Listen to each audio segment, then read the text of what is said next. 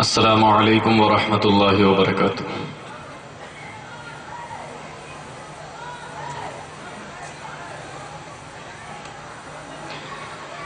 ان الحمد للہ نحمده ونستعینه ونستغفره ونعوذ بالله من شرور انفسنا ومن سیئات اعمالنا،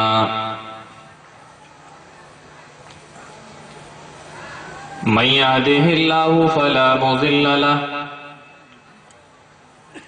ومن يضلل فلا هادي له، وأشهد أن لا إله إلا الله وحده لا شريك له، وأشهد أن محمدا عبده ورسوله، يا أيها الذين آمنوا اتقوا الله حق تقاته ولا تموتن إلا وأنتم مسلمون، يا أيها الناس اتقوا ربكم الذي خلقكم من نفس واحدة وخلق منها زوجها وبث منهما رجالا كثيرا ونساء، واتقوا الله الذي تساءلون به والأرحام إن الله كان عليكم رقيبا، يا أيها الذين آمنوا اتقوا الله وقولوا قولا سديدا يصلح لكم أعمالكم ويغفر لكم ذنوبكم، ومن يطع الله ورسوله فقد فاز فوزا عظيما، أما بعد فإن خير الحديث كتاب الله، وخير الهدي هدي محمد صلى الله عليه وسلم، وشر الأمور محدثاتها وكل محدثة بدعة وكل بدعة ضلالة وكل ضلالة في النار۔ أعوذ بالله السميع العليم من الشيطان الرجيم من همزه ونفخه ونفسه، بسم اللہ الرحمن الرحیم۔ نون والقلم وما يسطرون،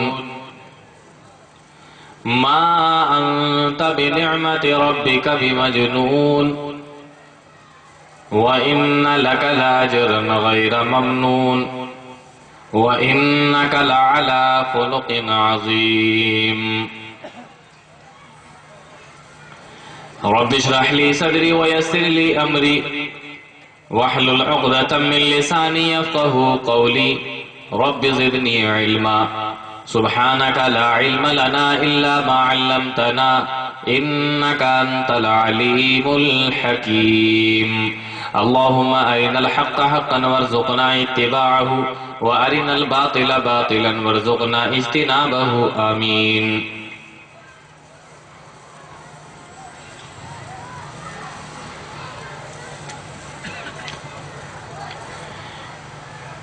اس پروگرام کی صدارت فرما رہے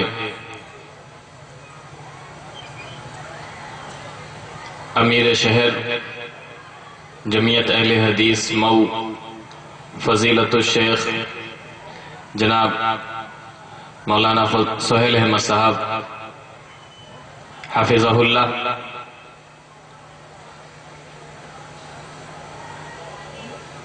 اور اسٹیج پر بیٹھے ہوئے تشریف فرما آپ کے خوبصورت شہر کے بہت ہی پیارے اور ہر دل عزیز ایم پی جناب سالم انصاری صاحب،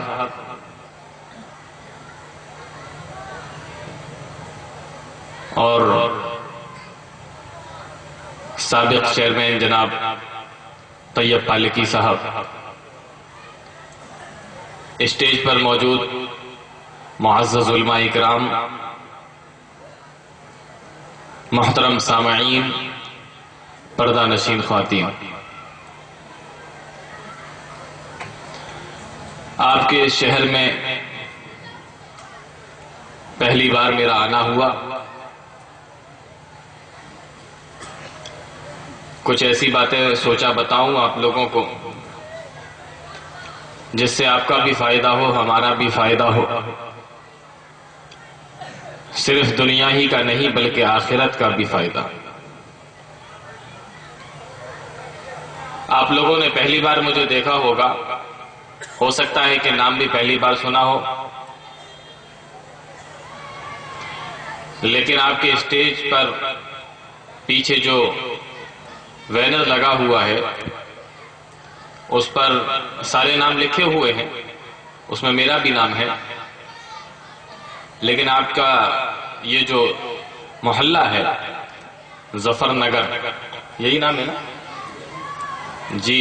آپ لوگوں نے نام بہت اچھا رکھا ہوا ہے۔ ظفر کے معنی عربی میں کامیابی ہوتا ہے، تو آپ لوگ تو پہلے ہی سے کامیاب بیٹھے ہیں، نام آپ لوگوں نے بڑا اچھا چنا۔ اللہ آپ کو یہاں بھی کامیاب کرے اور وہاں بھی کامیاب کرے، آمین۔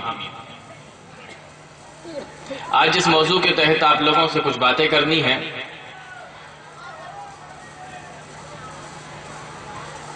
وہ آپ کو بتا بھی دیا جا چکا ہے، اور میں نے جو آیتیں پڑھی ہیں اہل علم جان چکے ہوں گے، چونکہ یہ مئو علماء کا شہر اور علم کا شہر مانا جاتا ہے۔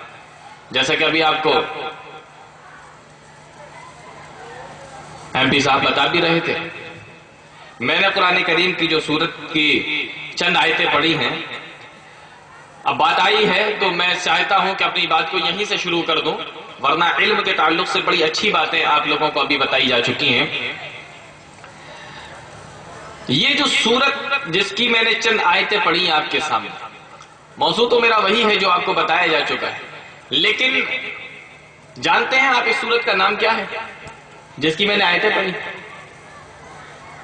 ایم پی صاحب نے ہمارے اگر اتنی اچھی بات نہ بتائی ہوتی تو میں یہ اس بات کو نہ لاتا، ڈائریکٹ موضوع پہ آ جاتا اپنے، لیکن چونکہ باتیں بڑی اچھی ہو چکی، یہ جو سورت جس کی میں نے چند آیتیں پڑھی ہیں، اس سورہ کا نام جانتے ہیں آپ کیا ہے؟ سورہ قلم۔ کیا نام ہے؟ سورہ قلم۔ اسلام کے اندر علم کی اتنی اہمیت ہے کہ اللہ نے قرآن کے اندر ایک سورہ کا نام ہی سورہ قلم رکھا، جانتے ہیں آپ؟ باقی میں علم کے موضوع پہ تقریر کرنے کے لیے نہیں بیٹھا ہوں جو میں آپ کو بتاؤں کہ پہلی وحی جو اتری تو اس میں کیا بتایا گیا، یا اللہ نے سب سے پہلے جس چیز کو پیدا کیا تو کیا پیدا کیا، بخاری کی وہ روایت، یہ بتانے کے لیے نہیں، یہ میرا موضوع نہیں ہے۔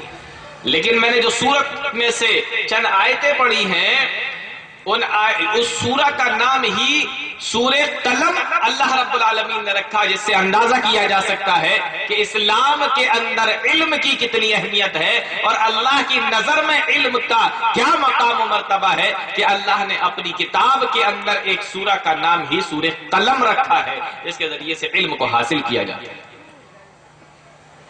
اس سورہ سے میں نے آپ کے سامنے 2-3 آیتیں پڑھی۔ سورت کی شروعات اس طریقے سے ہوتی ہے، اللہ رب العالمین قرآن کریم کے اندر ارشاد فرماتا ہے، نون والقلم وما یسطرون۔ اللہ رب العالمین نے فرمایا نون والقلم وما یسطرون، قسم ہے مجھے قلم کی اور قسم ہے مجھے اس چیز کی جس کو فرشتے لکھتے جاتے ہیں۔ سوال یہ ہے کہ شروعات تو سورت کی ہو رہی ہے نون والقلم وما یسطرون، لیکن نون کا ترجمہ نہیں کیا گیا، اور شروعات ہو گئی کہ قسم ہے قلم کی، اور وما یسطرون اور چیز کی جس کو فرشتے لکھتے ہیں۔ تو یہ نون کا معنی کیا ہے؟ یہ نون حروف مقطعات میں سے، حروف مقطعات وہ حروف جن کو اللہ رب العالمین نے قرآن کریم کے اندر نازل فرمایا لیکن اس کا معنی نہیں بتلایا، معنی نہیں بتائے گئے۔ بہت سارے لوگ کہتے ہیں کہ اللہ رب العالمین نے اپنے نبی کو تو بتا دیے تھے لیکن نبی نے ہم لوگوں کو نہیں بتائے۔ یہ نبی کے اوپر ایک الزام ہے، یہ ایک اعتراض ہے نبی کے اوپر۔ کیوں؟ اس لیے کیونکہ اللہ رب العالمین نے قرآن کریم کے اندر فرمایا یا ایھا الرسول بلغ ما انزل الیک من ربک، اے نبی ہم نے آپ کو جو کچھ بھی دیا وہ سب کچھ آپ لوگوں کو بتا دیجئے۔ وَإِن لَّمْ تَفْعَلْ فَمَا بَلَّغْتَ رِسَالَتَهُ، اور اگر آپ نے نہیں بتایا تو آپ نے رسالت کا حق ادا نہیں کیا۔ تو اللہ نے جتنا بتایا تھا نبی نے سب کچھ ہمیں بتا دیا۔ اللہ نے ان لفظوں کا، ان حرفوں کا معنی نہیں بتایا تو نبی نے بھی ہمیں نہیں بتایا۔ آپ قرآن کریم اٹھا کر دیکھیے، سورہ قاف جس کو جمعے کے اندر، جمعے کے خطبے میں پڑھا جاتا ہے، قاف والقرآن المجید۔ قرآن مجید کا ترجمہ تو ہمیں معلوم ہے لیکن یہ قاف کا کیا معنی ہوتا ہے ہمیں نہیں معلوم۔ اسی طریقے سے سورہ بقرہ قرآن کریم کو اٹھا کر دیکھو، الف لام میم ذالک الکتاب لا ریب فیہ ھدی للمتقین۔ ذالک الکتاب لا ریب فیہ ھدی للمتقین کا ترجمہ تو معلوم ہے لیکن الف لام میم کا معنی کیا ہوتا ہے ہمیں نہیں معلوم۔ کیوں؟ اس لیے کہ اللہ نے نہیں بتایا، ہمیں نہیں پتہ چلا۔ اور اس طریقے سے تقریباً 14 مرتبہ اللہ رب العالمین نے ایسے الفاظ استعمال کیے ہیں قرآن کریم کے اندر جن کا معنی اللہ نے نہیں بتایا۔ اس سورت کے اندر نون کا لفظ استعمال کیا۔ آگے اللہ فرماتا ہے والقلم وما یسطرون، قسم ہے مجھے قلم کی اور قسم ہے مجھے اس چیز کی جس کو فرشتے لکھتے ہیں۔ اب یہاں پر تھوڑا سا اور غور کر لیجئے، اللہ رب العالمین نے قسم کھائی، اور کس چیز کی قسم کھائی؟ قلم کی اللہ رب العالمین نے قسم کھائی۔ اللہ رب العالمین جس چیز کی چاہے قسم کھائے، وہ خالق کائنات مالک ارض و سمائے، وہ جس چیز کی بھی چاہے قسم کھا سکتا ہے۔ اللہ رب العالمین نے قرآن کریم کے اندر جگہ جگہ کئی چیزوں کی قسم کھائی ہے۔ کہیں پہ فرمایا والفجر، قسم ہے فجر کے وقت کی، کہیں پہ فرمایا والعصر، قسم ہے زمانے کی، کہیں پہ کہا والضحیٰ، قسم ہے چاشت کے وقت کی، کہیں پہ اللہ نے کہا واللیل اذا یغشا، قسم ہے رات کی جب وہ چھا جائے، کہیں پہ فرمایا والتین والزیتون وطور سینین، کہیں پر اللہ رب العالمین نے تین زیتون اور طور سینا کی قسم کھائی۔ اللہ نے قرآن کریم کے اندر جگہ جگہ پہ قسمیں کھائی ہیں۔ اللہ رب العالمین جس کی چاہے قسم کھا سکتا ہے لیکن اس نے فرما دیا سنو میں خالق کائنات مالک ارض و سما ہوں، میں نے تمام چیزوں کو پیدا کیا ہے، میں جس کی چاہوں قسم کھاؤں، لیکن جب تمہیں قسم کھانے کی ضرورت پڑ جائے تو سنو میرے علاوہ کسی دوسرے کی قسم نہ کھانا۔ ہم اور آپ اللہ کے علاوہ کسی اور کی قسم نہیں کھا سکتے۔ اللہ کے نبی صلی اللہ علیہ وسلم نے ارشاد فرمایا من حلف لغیر اللہ فقد اشرک، اے لوگو اللہ کے علاوہ کسی اور کی اگر کسی نے قسم کھائی فقد اشرکا، تو سمجھ لو کہ اس نے شرک کر لیا۔ معلوم یہ ہوا اللہ جس کی چاہے قسم کھا سکتا ہے لیکن ہمیں اور آپ کو جب قسم کھانے کی ضرورت پڑے گی تو اللہ کے علاوہ کسی اور کی قسم نہیں کھا سکتے۔ لا یسأل عما یفعل وهم یسألون، اللہ جو چاہے کرے کوئی اس سے پوچھنے والا نہیں، لیکن تم جو بھی کرو گے اللہ رب العالمین کل قیامت کے دن اس کا سوال تم سے کر لے گا۔ وہ جس کی چاہے قسم کھائے، ہم اور آپ لوگ قسم نہیں کھا سکتے۔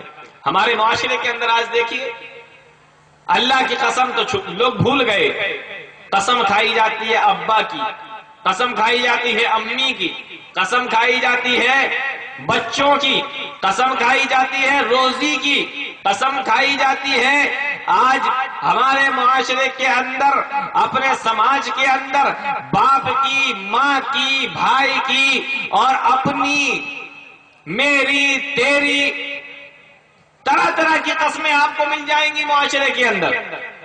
یہ ساری قسمیں میرے بھائیوں، اللہ کے نبی صلی اللہ علیہ وسلم نے فرمایا من حلف لغیر اللہ فقد اشرک، اللہ کے علاوہ ہم اور آپ لوگ کسی کی قسم نہیں کھا سکتے۔ تو پہلی چیز تو یہ معلوم ہوئی کہ قسم کھانا ہو تو کس کی کھائیں گے؟ اللہ رب العالمین کی قسم کھائیں گے۔ اب دوسری چیز دیکھو، اللہ رب العالمین نے اس سورہ کو شروع کیا تو قسم کھائی، اور ایک چیز کی قسم نہیں کھائی، دو چیزوں کی قسم کھائی۔ پہلے قلم کی قسم، اور پھر فرمایا وما یسطرون، جس کو فرشتے لکھتے جاتے ہیں اس کی بھی قسم، دو چیزوں کی قسم کھائی۔ معلوم یہ ہوا کہ اللہ بات کو شروع کرنے سے پہلے دو چیزوں کی قسم کھا رہا ہے۔ اس سے معلوم یہ ہوا کہ بات جو بتائی جانے والی ہے وہ کوئی اہم بات ہے، کوئی بہت ہی اہم بات اللہ بتانے والا ہے، اس لیے اس سے پہلے دو چیزوں کی قسمیں کھا رہا ہے۔ آج ہمیں اور آپ کو اگر اپنی باتوں کو مضبوط کرنا ہو، بات کے اندر پختگی لانا ہو، بات میں قوت لانا ہو، اور اگر بات اپنے سامنے والے کو جب بتانے کے لیے ہم بیٹھتے ہیں اور ہم یہ چاہتے ہیں کہ یہ ہماری بات کو مان لے، اس کو یقین آ جائے، تو ہم بھی اپنی بات کے اندر قسم کھاتے ہیں اور کہتے ہیں اللہ کی قسم میں جھوٹ نہیں بول رہا ہوں، اللہ کی قسم بات یہی ہے جو میں تمہیں بتا رہا ہوں۔ تو سامنے والا سوچتا ہے کہ قسم اللہ کی کھا لی گئی، اب قسم کھا لی گئی ہے تو معلوم یہ ہوا کہ یہ آدمی صحیح کہہ رہا ہوگا، اور بات کے اندر پختگی آ جاتی ہے، قوت اور طاقت بات کے اندر پیدا ہو جاتی ہے۔ اللہ اگر اپنی بات کو بتانا چاہے تو بغیر قسم کے بھی بتا سکتا ہے۔ اللہ کی بات کو کوئی ٹوکنے والا نہیں، کوئی روکنے والا نہیں، کوئی کاٹنے والا نہیں، لیکن اس کے باوجود بھی اللہ نے اپنی بات کو شروع کرنے سے پہلے دو چیزوں کی قسم کھائی۔ اس سے اندازہ کر سکتے ہیں آپ کہ بات کتنی اہم ہوگی جو اس کے بعد میں بتائی جائے گی۔ اللہ کہتا ہے نون والقلم وما یسطرون، اے لوگوں مجھے قسم ہے قلم کی اور چیز کی جس کو فرشتے لکھتے ہیں۔ اب اللہ اپنی بات کو شروع کر رہا ہے، ما انت بنعمت ربک بمجنون، اے لوگوں اللہ رب العالمین اپنے نبی کی صفت بیان کر رہا ہے، ما انت بنعمت ربک بمجنون، اے میرے نبی یہ مکہ والے آپ کو ستائیں، یہ مکہ والے آپ کو چڑھائیں، یہ مکہ والے آپ کو برا بھلا کہیں، اے نبی یہ آپ کو پاگل کہیں، مجنون کہیں، دیوانہ کہیں، لیکن ما انت بنعمت ربک بمجنون، آپ اپنے رب کے فضل سے دیوانے نہیں ہیں، آپ اپنے رب کے فضل سے مجنون نہیں ہیں۔ ما انت بنعمت ربک بمجنون، اے میرے نبی آپ اپنے رب کے فضل سے دیوانے نہیں۔ پھر آگے اللہ نے فرمایا وَإِنَّ لَكَ لَأَجْرًا غَيْرَ مَمْنُونَ، اور اے نبی ہم نے آپ کو اجر بھی ایسا دیا جو کبھی ختم ہونے والا نہیں۔ اے اللہ تو نے کیسا اجر دے دیا، آج ہم بھی کام کرتے ہیں اس کا بدلہ ہے اللہ تو ہمیں دیتا ہوگا۔ ہمیں ہمارے نبی نے بتایا کہ اگر کوئی نیک کام کرو گے اس کا بدلہ اللہ رب العالمین دے گا، اور ہمارے نبی نے ہمیں یہ بھی بتایا کہ جو بھی نیک کام کرو گے اللہ بدلہ دے گا، اور جب وہ نیک کام چھوڑ دو گے ختم کر دو گے تو بدلہ بھی ملنا بند ہو جائے گا۔ یہ ہمارا اور آپ کا معاملہ ہے، لیکن اے اللہ تو اپنے نبی کو کیسا اجر دے رہا ہے کہ کام ختم ہو گیا لیکن اجر ختم ہونے کا نام نہیں لے رہا ہے۔ نبی نے عمل کرنا بند کر دیا لیکن تو نے ثواب دینا کم نہ کیا۔ اے اللہ تو کیسا یہ اجر دیتا جا رہا ہے کہ نبی نے کام بند کر دیا لیکن تو بدلہ دیتا چلا جا رہا ہے، انعام دیتا چلا جا رہا ہے۔ وَإِنَّ لَكَ لَأَجْرًا غَيْرَ مَمْنُونَ، آؤ سنو اللہ کے نبی صلی اللہ علیہ وسلم نے ارشاد فرمایا کہ بندہ جب کوئی نیک عمل کرتا ہے اس کو اس کا ثواب ملتا ہے، اور اگر اس نے کسی دوسرے کو بھی وہی نیک کام بتا دیا اور اس انسان نے وہ نیک کام کیا تو جو ثواب اس کو ملے گا نیک کام کرنے پر تمہیں بھی ملے گا، کیونکہ بتایا تم نے اس کو تھا۔ اگر تم نے کسی کو قرآن پڑھنا سکھا دیا اور وہ قرآن پڑھ رہا ہے تو اگر وہ قرآن جب تک پڑھے گا اس کو ثواب ملے گا، لیکن اس کا ثواب تمہیں بھی ملتا رہے گا، کیونکہ قرآن پڑھنا تم نے اس کو سکھایا ہے، نماز کا طریقہ تم نے اس کو بتایا ہے، عبادت تم نے اس کو بتائی ہے، جس طریقے سے وہ کرتا رہے گا اس کو ثواب ملے گا، اس کے ساتھ ساتھ تمہیں بھی ثواب ملے گا، کیونکہ طریقہ تم نے بتایا، طریقہ تم نے سکھایا، پڑھنا تم نے سکھایا، عبادت تم نے سکھائی۔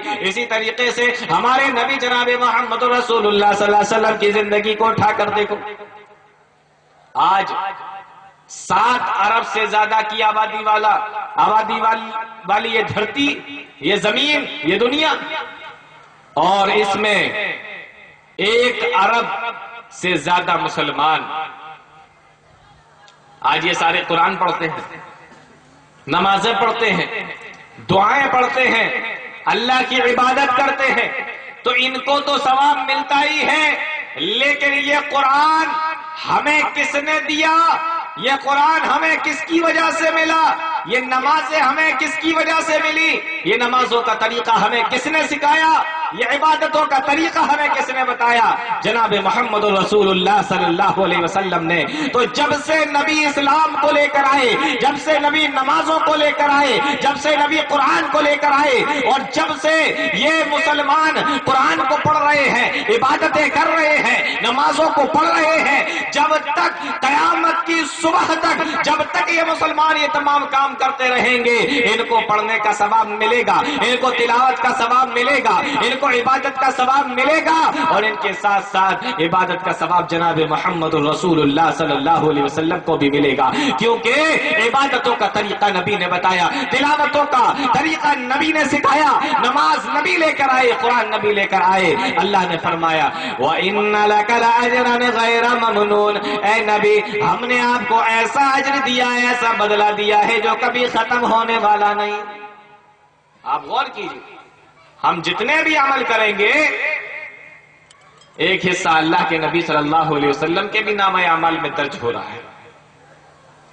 پھر آگے اللہ رب العالمین نے فرمایا جو آج کا میرا موضوع، وَإِنَّكَ لَعَلَىٰ خُلُقٍ عَظِيمٍ، اور اے میرے نبی ہم نے آپ کو اخلاق کے بڑے اعلیٰ مقام پر فائز فرمایا۔ آج انسان کی عادت کس طریقے کی ہونا چاہیے، اس کا طور طریقہ کیسا ہونا چاہیے، رہن سہن کیسی ہونا چاہیے، گھر کے اندر وہ رہے تو کس طریقے سے، محلے میں رہے، سماج میں رہے، خاندان کے اندر رہے تو کس طریقے سے اس کا یہ تمام طریقہ ہونا چاہیے، یہ آیت ہمیں بتا رہی ہے۔ وَإِنَّكَ لَعَلَىٰ خُلُقٍ عَظِيمٍ، اے نبی ہم نے آپ کو اخلاق کے بڑے اعلیٰ مقام پر فائز فرمایا۔ جیسا کہ ہمیں ابھی ہمارے سابق چیئرمین جناب طیب پالکی صاحب بتا رہے تھے کہ معاشرہ اچھا کس طریقے سے بن سکتا ہے، اس آیت کے ذریعے سے بن سکتا ہے۔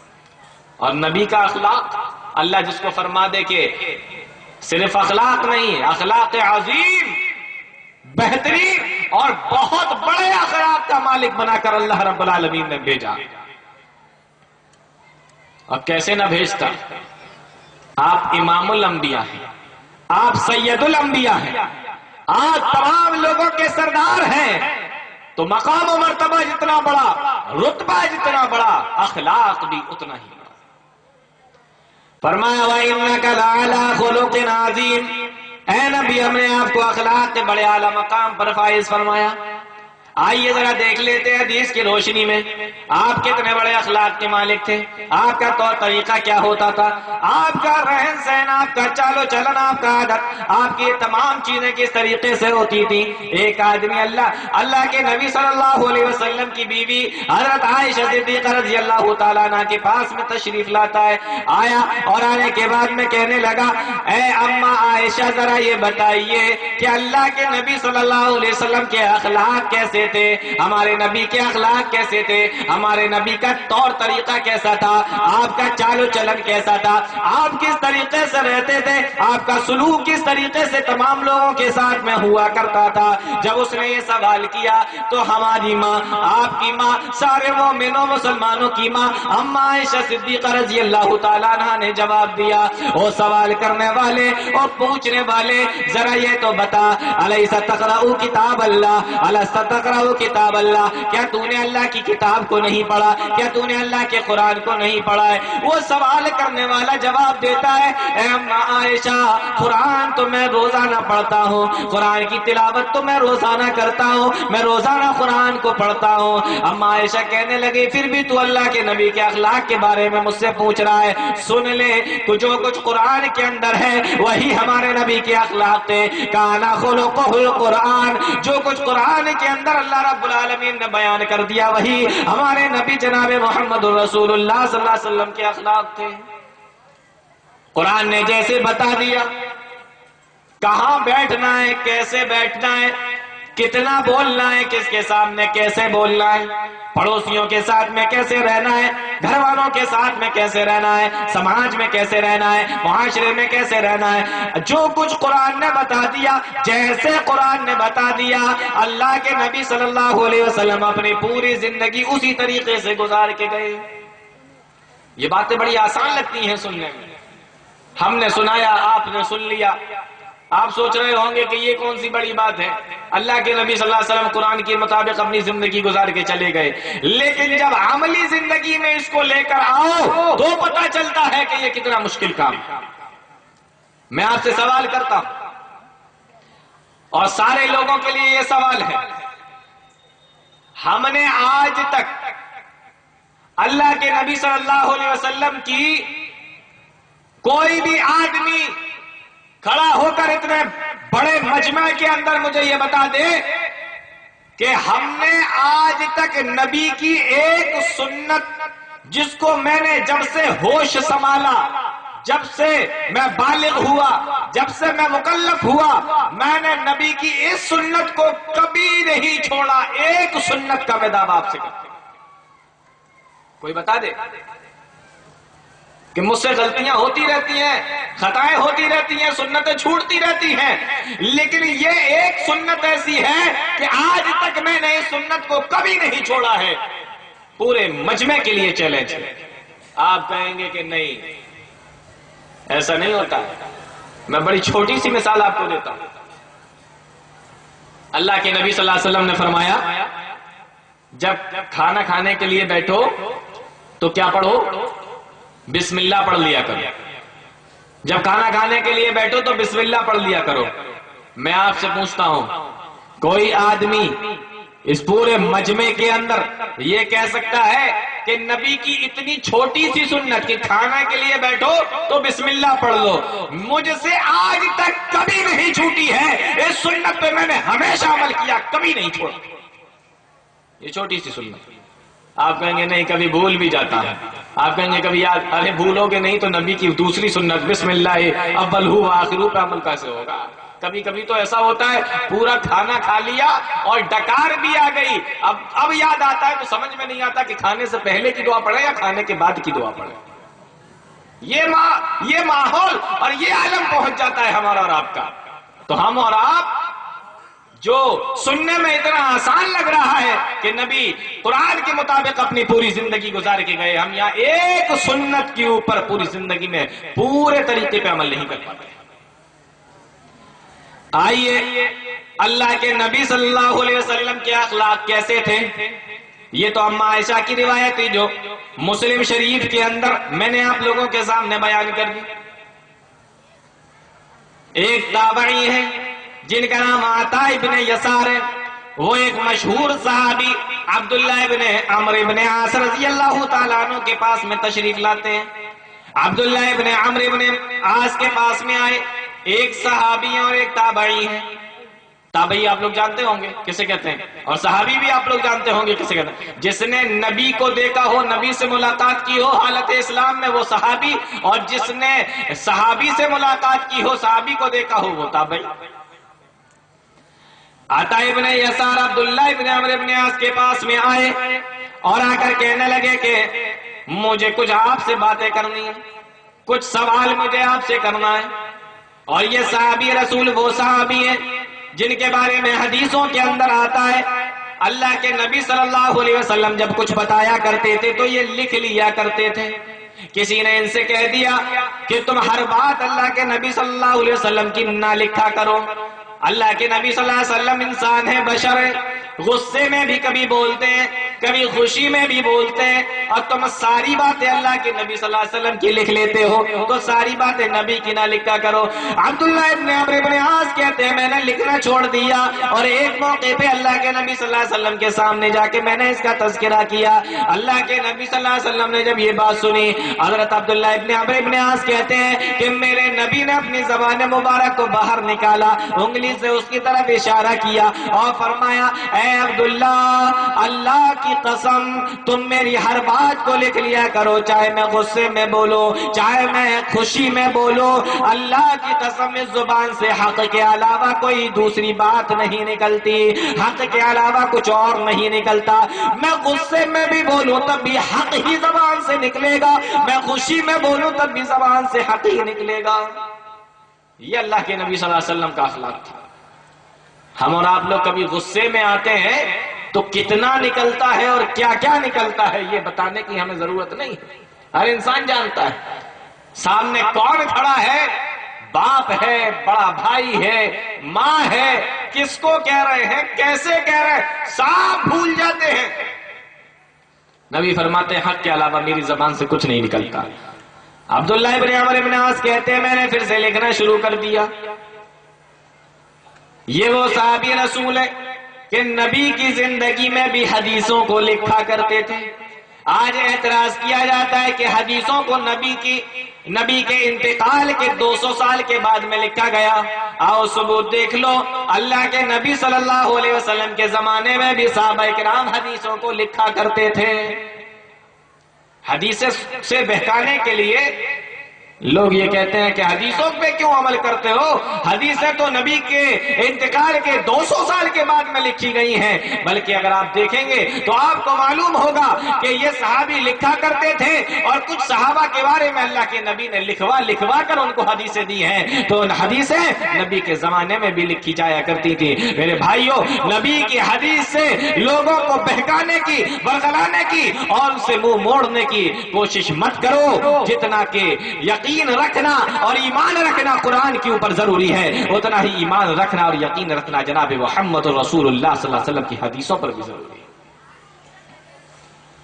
عبداللہ ابن عمرو سے سوال کرتے ہیں یہ تابعی، کہنے لگے میں نے سنا ہے اللہ کے نبی صلی اللہ علیہ وسلم کی خصوصیت، آپ کے اوصاف، آپ کی خوبیاں توریت کتاب کے اندر بھی بیان کی گئی ہیں۔ اب میں آپ سے پوچھتا ہوں، توریت کس نبی کے اوپر نازل ہوئی تھی؟ توریت کس نبی کے اوپر نازل ہوئی تھی؟ آپ لوگ میں سے کوئی بتا سکتا ہے؟ حضرت موسیٰ علیہ السلام، حضرت موسیٰ علیہ السلام کے اوپر توریت نازل ہوئی تھی۔ ایک جگہ میں نے پوچھ لیا تھا اسی طریقے سے کہ بھیا ذرا یہ بتا دو کہ توریت کس نبی پہ نازل ہوئی تھی، لیکن آج تو میرا نمبر ذرا جلدی آ گیا ہے۔ اس ٹائم جب میں تقریر کر رہا تھا تو 12 کے پار ہو چکا تھا ٹائم، تو میں نے ایسے چلتے چلتے پوچھ لیا ذرا بتاؤ کہ کس نبی پہ نازل ہوئی تھی۔ ایک صاحب وہیں جھوم رہے تھے بیٹھے بیٹھے، آدھی تقریر سن رہے تھے آدھی کھاتے جا رہے تھے یوں کر کر کے، تو نیند میں سے اٹھے اور بولے کہ میں بتاتا ہوں عیسیٰ علیہ السلام۔ تو میں سوچنے لگا کہ اگر عیسیٰ پہ توریت نازل ہوئی تھی تو انجیل کس پہ نازل ہوئی تھی؟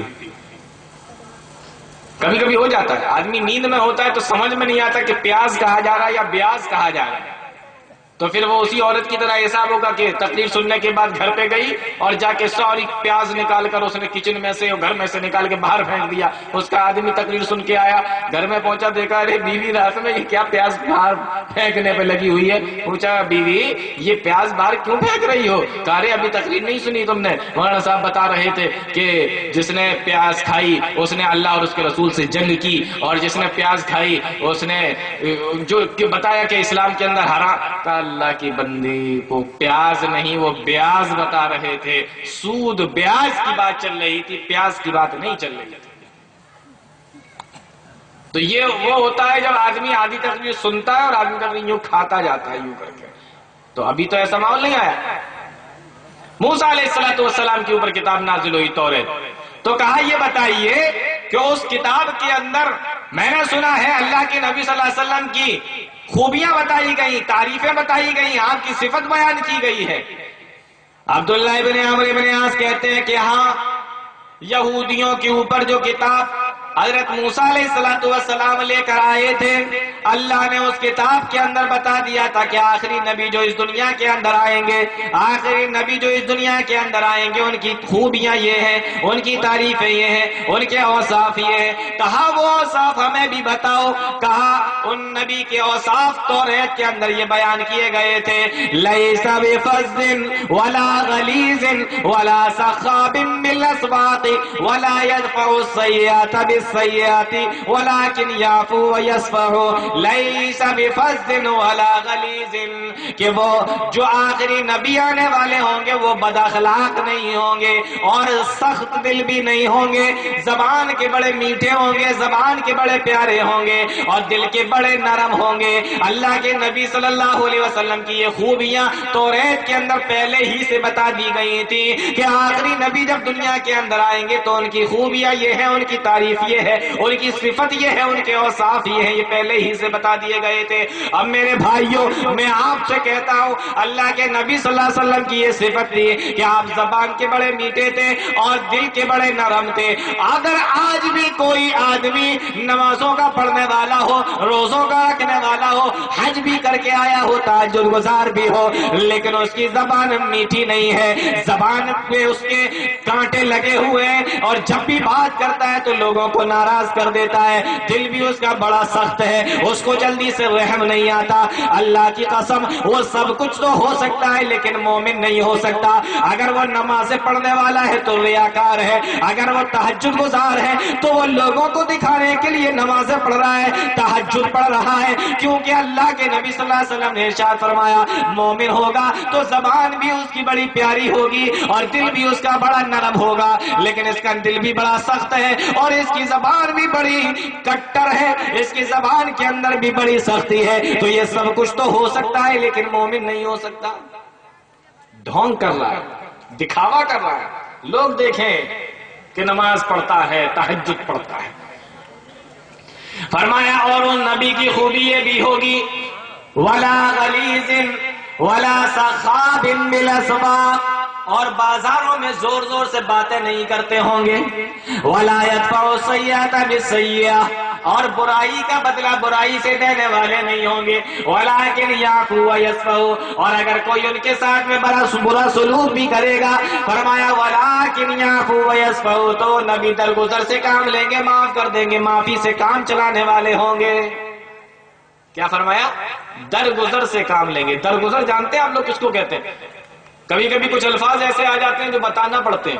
ایک جگہ میں تقریر کر رہا تھا تو میں نے بتایا کہ گناہ وہ ہے جو دل میں کھٹکے، پھر میں سوچنے لگا پتہ نہیں یہ کھٹکے سمجھ میں آیا ہوگا کہ نہیں آیا ہوگا پبلک کا، ہر جگہ کی بھاشا الگ ہوتی، کچھ الفاظ چینج ہوتے ہیں، اب کہیں بولا جاتا کہیں نہیں بولا جاتا، تو میں نے کہا پتہ نہیں ہے یہ کھٹکا لفظ بولا جاتا ہے کہ نہیں بولا جاتا، تو میں نے کہا گناہ وہ ہے جو دل میں کھٹکے، تو میں نے پوچھا بھائی یہ کھٹکے سمجھ میں آیا؟ پبلک کا رسپانس دیکھ کے لگا کہ کھٹکا نہیں سمجھے، تو پھر میں نے ان کو مثال سے بتایا کہ چور چوری کرنے گیا، جیسے ہی کوئی آواز ہوئی فوراً چونکا، کوئی اٹھ نہ جائے، یہ جو چونکا ہے نا اسی کو کہتے ہیں کھٹکنا، یہی ہے کھٹکا۔ تو درگزر سے کام لیتے تھے، یہ درگزر جانتے ہیں آپ کس کو کہتے ہیں؟ رمضانوں کے موقع پر شب قدر میں ایک دعا بڑی پڑھی جاتی ہے اور وہ حدیث سے ثابت بھی ہے، اللہ کے نبی صلی اللہ علیہ وسلم نے بتائی کون سی دعا؟ اللہم انک عفو تحب العفو فاعف عنی، اے اللہ تو درگزر سے کام لینے والا ہے، درگزر کوئی پسند کرتا ہے، اے اللہ مجھ سے بھی درگزر فرما، یعنی اے اللہ تو معافی کو پسند کرتا ہے، کرنے والا ہے، مجھ کو بھی تو معاف کر دے، یہ دعا کا ترجمہ ہے۔ رات بھر بیٹا شب قدر میں دعا مانگ رہا ہے، اے اللہ درگزر فرما دے، معاف کر دے، اے اللہ مجھ سے بھی درگزر فرما دے، رات بھر دعا مانگتا جا رہا ہے، اور صبح کسی سے لڑائی ہو گئی تو لاٹھی لے کے دروازے پر بیٹھا ہوا کہہ رہا ہے گزر کے دکھا دے، رات بھر دعا کر رہا ہے درگزر فرما درگزر فرما، اور اس سے کہہ رہا ہے تو گزر کے دکھا۔ یہ آج ہم لوگوں کا حال، تو درگزر سمجھ میں آیا؟ فرمایا وَلَكِنْ يَعْفُو وَيَصْفَحُ، اور وہ جو آخری نبی اس دنیا کے اندر آنے والے ہوں گے وہ درگزر سے کام لینے والے ہوں گے۔ اللہ کے نبی صلی اللہ علیہ وسلم نے سن 7 ہجری کے اندر مسلمان ہونے کے لیے بادشاہوں کے نام خط لکھ کر روانہ فرمایا صحابہ کرام کو، کیونکہ اللہ کے نبی صلی اللہ علیہ وسلم ساری دنیا کے لیے نبی بن کر آئے تھے، سارے لوگوں کے لیے نبی بن کر آئے تھے، سارے لوگوں کے لیے نبی بن کر اللہ رب العالمین نے جناب محمد رسول اللہ صلی اللہ علیہ وسلم کو نبی بنا کر بھیجا تھا۔ اللہ کے نبی صلی اللہ علیہ وسلم نے سن 7 ہجری میں بادشاہوں کے نام خط لکھ کر روانہ فرمائے، الگ الگ بادشاہوں کے نام کہ اسلام لے آؤ، اسلام قبول کر لو، اسلام لے آؤ۔ تو اس میں سے ایک بادشاہ تھا جو روم کا بادشاہ تھا، اور اس دور کے اندر 2 ہی سپر پاور طاقتیں تھیں، ایک ایران اور ایک روم۔ ایران کے بادشاہ کو بھی خط لکھا، روم کے بادشاہ کو بھی خط لکھا۔ میرے موضوع سے جو نسبت ہے، جو تعلق ہے، وہ روم کا بادشاہ۔ اس کے پاس بھی خط لکھ کر اللہ کے نبی صلی اللہ علیہ وسلم نے روانہ کر دیا، صحابی لے کر چلے گئے۔ روم کا بادشاہ ہرقل خط کھولتا ہے، خط کو پڑھتا ہے، لکھا ہوا ہے بسم اللہ الرحمن الرحیم۔ ایک غیر مسلم بادشاہ کو اللہ کے نبی خط لکھ رہے ہیں اور اوپر لکھا ہے بسم اللہ الرحمن الرحیم۔ قرآن کی عزت نبی سے زیادہ کون کرنے والا ہوگا؟ قرآن کے بارے میں نبی سے زیادہ کون جاننے والا ہوگا؟ قرآن کی کیا عزت ہوتی ہے یہ نبی سے زیادہ کوئی نہیں جانتا، نبی سے زیادہ کسی کو نہیں معلوم۔ اس کے باوجود بھی ایک غیر مسلم بادشاہ کو لکھا بسم اللہ الرحمن الرحیم۔ آج ہمارے بھائیوں نے بسم اللہ الرحمن الرحیم ہی کو ختم کر دیا۔ مسلمانوں، اختلاف تو اتنا ہے ہماری صفوں کے اندر، کبھی موقع ملے گا تو ہم انشاءاللہ بتائیں گے اس موضوع پر۔ اتنا اختلاف ہے، آپ قرآن لے کر بیٹھ جائیے، آپ پڑھیں گے بسم اللہ الرحمن الرحیم، اختلاف شروع ہو جائے گا، کہے گا بسم اللہ پڑھو، ایک کہے گا نہیں 786 سے ہی کام چلا لو، ایک کہے گا کہ 786 کا کوئی مطلب نہیں، دوسرا کہے گا کہ جو مطلب 786 کا وہی مطلب بسم اللہ کا، جو مطلب بسم اللہ کا وہی مطلب 786 کا۔ یہ اختلاف آپ کہیں گے پڑھو الحمدللہ رب العالمین، اختلاف شروع ہو جائے گا، ایک کہے گا کہ اب الحمدللہ رب العالمین تم نے یہاں پر پڑھا، لیکن جب کھانا تمہارے سامنے لگا دیا جائے تو وہاں پر بھی ہاتھ اٹھا کے پڑھنا الحمدللہ رب العالمین۔ ایک کہے گا کہ وہاں پر پڑھنا بدعت، ایک کہے گا کہ وہاں پر پڑھنا عین ثواب، ایک کہے گا ٹھیک ہے وہاں پر نہیں پڑھو گے تو امام کے پیچھے تو کم سے کم تو پڑھتے رہنا، ایک کہے گا کہ نہیں امام کے پیچھے تو پڑھنا، امام کے پیچھے نہ پڑھنا، چاہے کھانے کے اوپر آ کے پڑھ لینا۔ بسم اللہ ہی کے اندر اختلاف، الحمدو کے اندر اختلاف۔ آپ کہیں گے کلمہ پڑھو،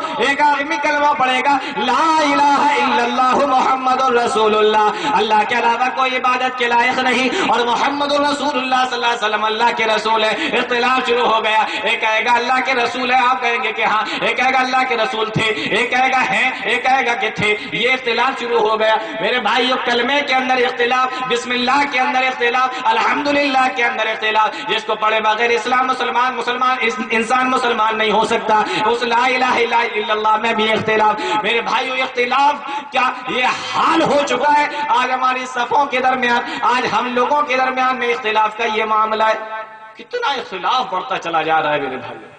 الحمدو میں، بسم اللہ میں، لا الہ الا اللہ میں، ان تمام چیزوں میں اختلاف۔ باقی تو ابھی پورا اسلام رکھا ہوا ہے، قرآن رکھا ہوا ہے، حدیثیں رکھی ہوئی ہیں، وہ تو چھوڑ دیجیے آپ۔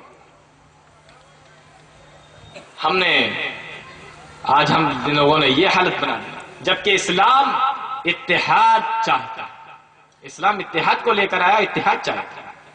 اللہ کے نبی صلی اللہ علیہ وسلم نے لکھا بسم اللہ الرحمن الرحیم، پھر نیچے لکھا من محمد رسول اللہ الى ہرقل عظیم الروم، یہ روم کے بادشاہ ہرقل کی طرف جناب محمد رسول اللہ صلی اللہ علیہ وسلم کی طرف سے خط ہے، لکھا ہوا ہے سلام علی من اتبع الہدی، اللہ کی سلامتی ہو اور اس آدمی کے اوپر جو حق کی پیروی کرے، حق کو مان لے، ہدایت کے اوپر آ جائے، اللہ کی سلامتی اس کے اوپر ہو۔ پھر پورا خط لکھا ہوا تھا، اس کے اندر یہ بھی لکھا ہوا ہے کہ تم کلمہ پڑھ کر مسلمان ہو جاؤ، اگر تم نے انکار کر دیا تو تم خود بھی گنہگار ہوگے، اور تمہارے ساتھ میں تمہاری رعایا تمہیں دیکھ کر جو مسلمان نہیں ہوگی اس کے بھی گنہگار تم ہوگے۔ پھر اللہ کے نبی صلی اللہ علیہ وسلم نے قرآن کی آیت بھی اسی کے اندر لکھ دی، یا اہل الکتاب تعالوا الی کلمۃ سواء بیننا و بینکم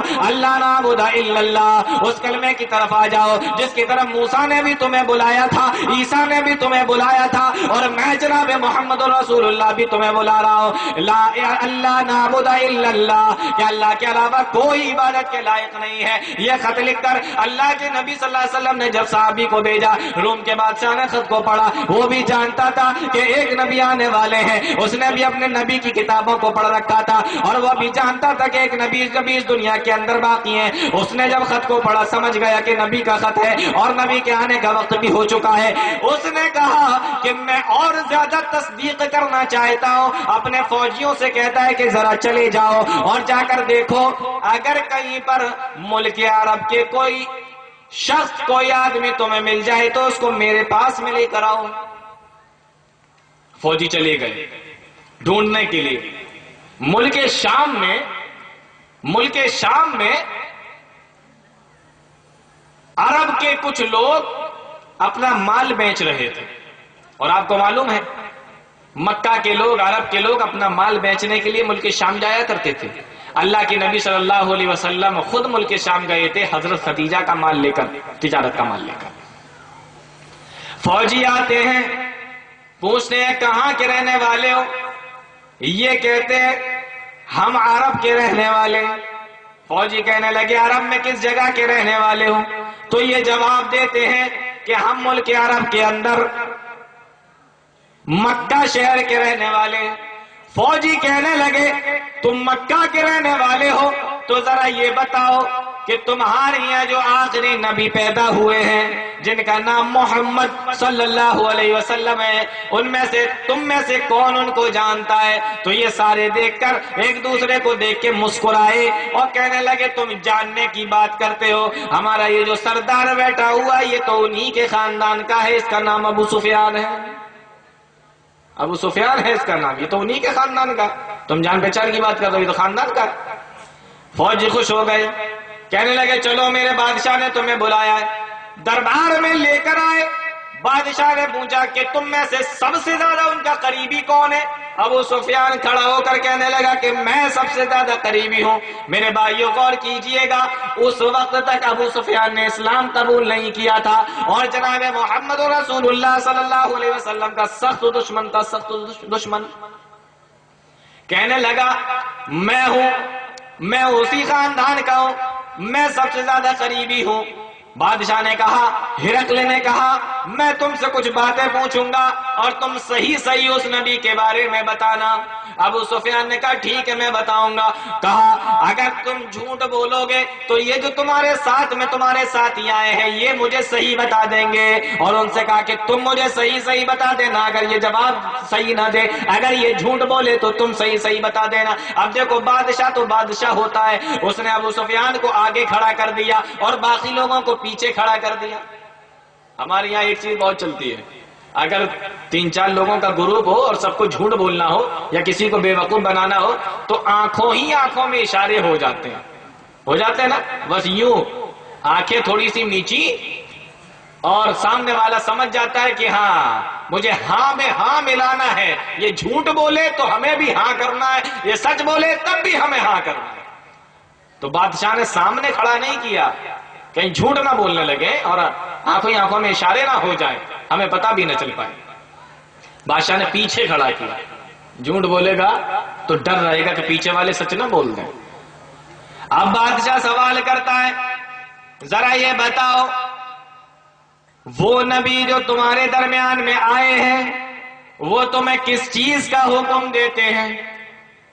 ابو سفیان جواب دیتا ہے، کہا یامرونا، وہ ہمیں حکم دیتے ہیں اعبدوا اللہ وحدہ ولا تشرکوا بہ شیئا، ایک اللہ کی عبادت کرو اور اس کے علاوہ کسی دوسرے کو شریک نہ کرو، اس کے ساتھ میں کسی کو شریک نہ کرو۔ وَيَأْمُرُونَ اور وہ ہمیں حکم دیتے ہیں بالصلاۃ کہ نمازوں کو پڑھو، والصدق اور سچ بولو، والصلۃ اور رشتہ داریوں کو جوڑو، رشتہ داروں کے ساتھ میں اچھا سلوک کرو، والعفاف اور پاک دامنی کے ساتھ میں رہو، وہ ہمیں ان چیزوں کا حکم دیتے ہیں۔ اب میرے بھائیوں ذرا یہ بتاؤ کہ پاک رہنا، پاک دامنی کے ساتھ میں رہنا، صلہ رحمی کرنا، رشتہ داروں کے ساتھ میں اچھے طریقے سے پیش آنا، نمازوں کو پڑھنا، سچ بولنا، اب یہ اگر اچھے اخلاق نہیں ہے تو پھر میرے بھائیوں بتاؤ کہ اچھے اخلاق کون سی چڑیا کا نام ہے؟ اور پھر اچھے اخلاق کس کو کہا جاتا ہے؟ یہ ہمارے نبی کے اخلاق تھے کہ ایک دشمن دوسرے دشمن کے سامنے کھڑا ہوا ہے، ملک بھی الگ ہے، دشمن ہی دشمن موجود ہے، اللہ کے نبی صلی اللہ علیہ وسلم وہاں پر موجود بھی نہیں ہے، اور یہ ابو سفیان اتنا بڑا دشمن کہ جب جنگ بدر کے اندر ابو جہل مارا گیا اور مشرکین مکہ کو شکست ہوئی تو 1 سال کے بعد میں پورے مکہ کو چڑھائی کر کے لے کر آیا، اور مدینہ کی اینٹ سے اینٹ بجانے کے لیے جن لوگوں کو ساتھ میں لے کر آیا، اور ان لوگوں کو لے کر آنے والا کوئی اور نہیں، یہی ابو سفیان تھا، ان کا سردار بن کر آیا تھا۔ 1 سال پہلے ابو جہل سردار بن کر آیا تھا، اور 1 سال کے بعد میں ابو سفیان سردار بن کر آیا تھا۔ اور جب جنگ احد کے اندر اللہ کے نبی صلی اللہ علیہ وسلم کے 70 صحابہ شہید ہو گئے، میرے نبی کے دندان مبارک بھی شہید ہو گئے، مسلمانوں کو بھی نقصان پہنچا، تو یہی ابو سفیان تھا جو اللہ کے نبی صلی اللہ علیہ وسلم کے پاس میں جا کر کہا، اور اس نے آواز لگائی، اس نے نعرہ لگایا۔ حدیث کے اندر یہ الفاظ ابو سفیان کے آپ کو مل جائیں گے، حدیث کی کتابیں اٹھا کر دیکھو، اس نے کہا تھا اولو ہبل اولو ہبل اولو ہبل، ہبل کی جے ہو، ہبل کی جے ہو، ہبل کی جے ہو، یہ نعرہ لگایا تھا ابو سفیان نے اللہ کے نبی صلی اللہ علیہ وسلم کے سامنے، اس جنگ کے اندر، جس جنگ کے اندر اللہ کے نبی صلی اللہ علیہ وسلم کے 70 صحابہ کو شہید کر دیا گیا تھا، اور اس نے کہا تھا آج ہم نے جنگ بدر کا بدلہ لے لیا، اس جنگ کے اندر تم نے میرے 70 آدمیوں کو مارا تھا، آج ہم نے تمہارے 70 آدمیوں کو مار دیا ہے۔ میرے نبی نے جواب دیا بدلہ تو کبھی ہو ہی نہیں سکتا،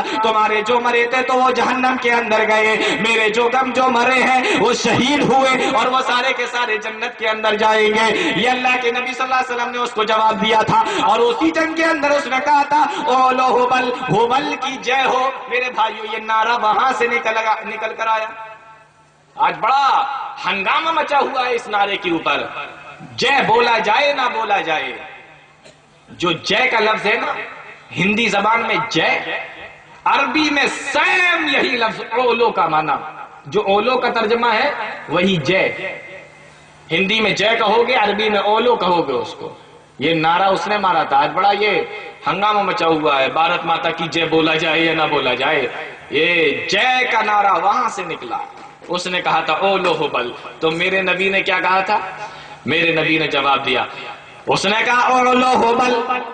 اللہ کے نبی صلی اللہ علیہ وسلم نے فرمایا اللہ اعلی و اجل، اس نے کہا اولو ہبل، اللہ کے نبی صلی اللہ علیہ وسلم نے اس کے نعرے کا جواب دیا اللہ اعلی و اجل۔ معلوم یہ ہوا کہ یہ جے کا نعرہ مسلمانوں کا نعرہ نہیں ہے۔ غور کیجئے میرے بھائی، میں یہ بتا رہا ہوں یہ کتنا بڑا دشمن تھا، یہ بعد میں اسلام قبول کیا، جب مکہ فتح ہو گیا تب اسلام قبول کیا، لیکن جس وقت ہرقل سوال کر رہا ہے اس وقت مسلمانوں کا، نبی کا، اسلام کا سخت دشمن ہے، اور سوال کیے جا رہے ہیں۔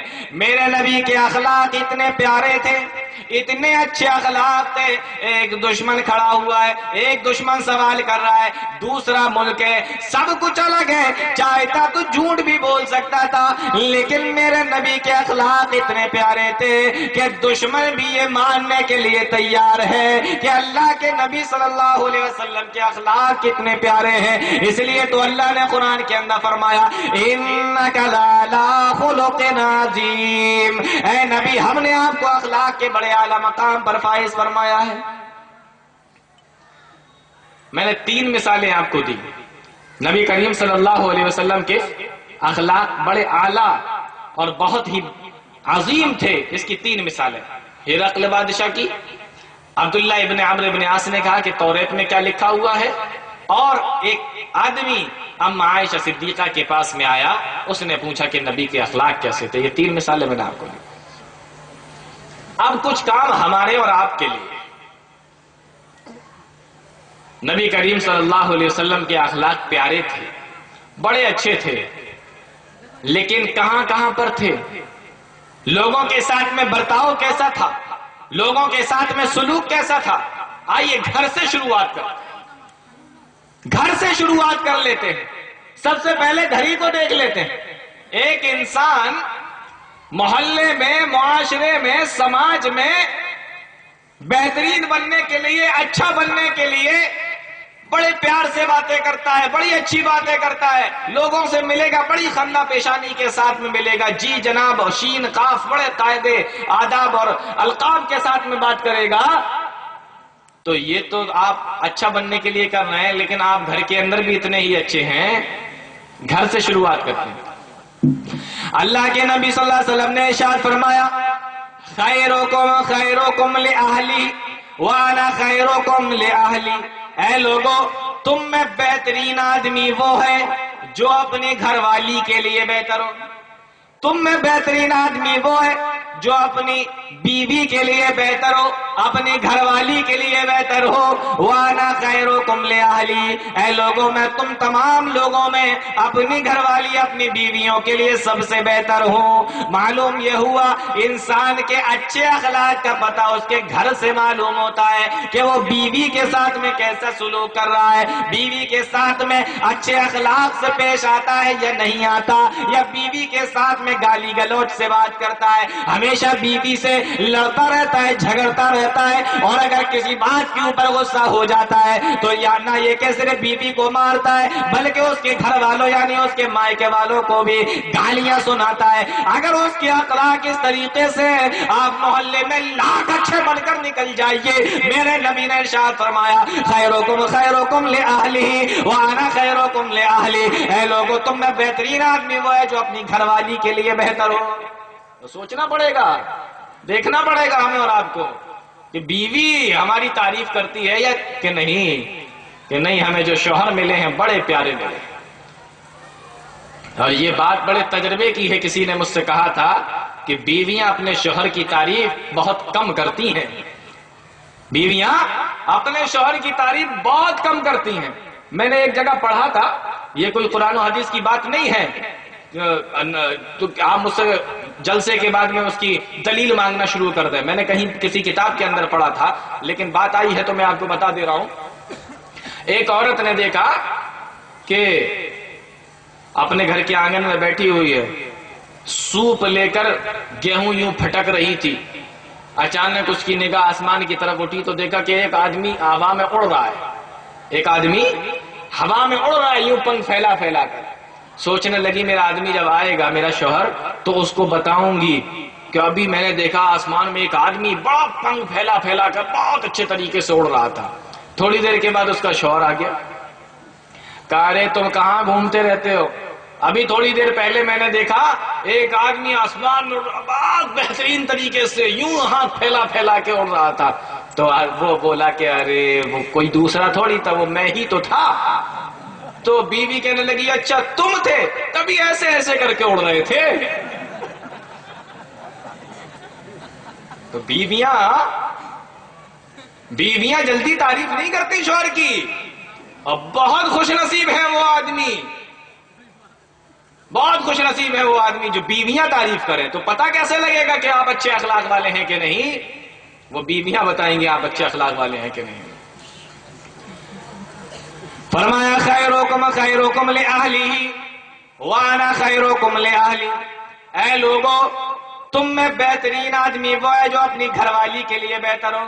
اب دیکھو میرے نبی نے گھر کے اندر رہنے کا طریقہ بھی بتا دیا تاکہ گھر کے اندر کا معاشرہ اچھا ہو جائے، ماحول اچھا ہو جائے، آپس میں محبتیں بڑھ جائیں۔ میاں بیوی کو رہنے کا طریقہ میرے نبی نے فرمایا، کہا ان المرأة خلقت من ضلع، اللہ رب العالمین نے عورت کو پسلی سے پیدا فرمایا۔ پسلی سے، پسلی جانتے ہی ہیں آپ لوگ، پسلی ٹیڑھی ہوا کرتی ہے۔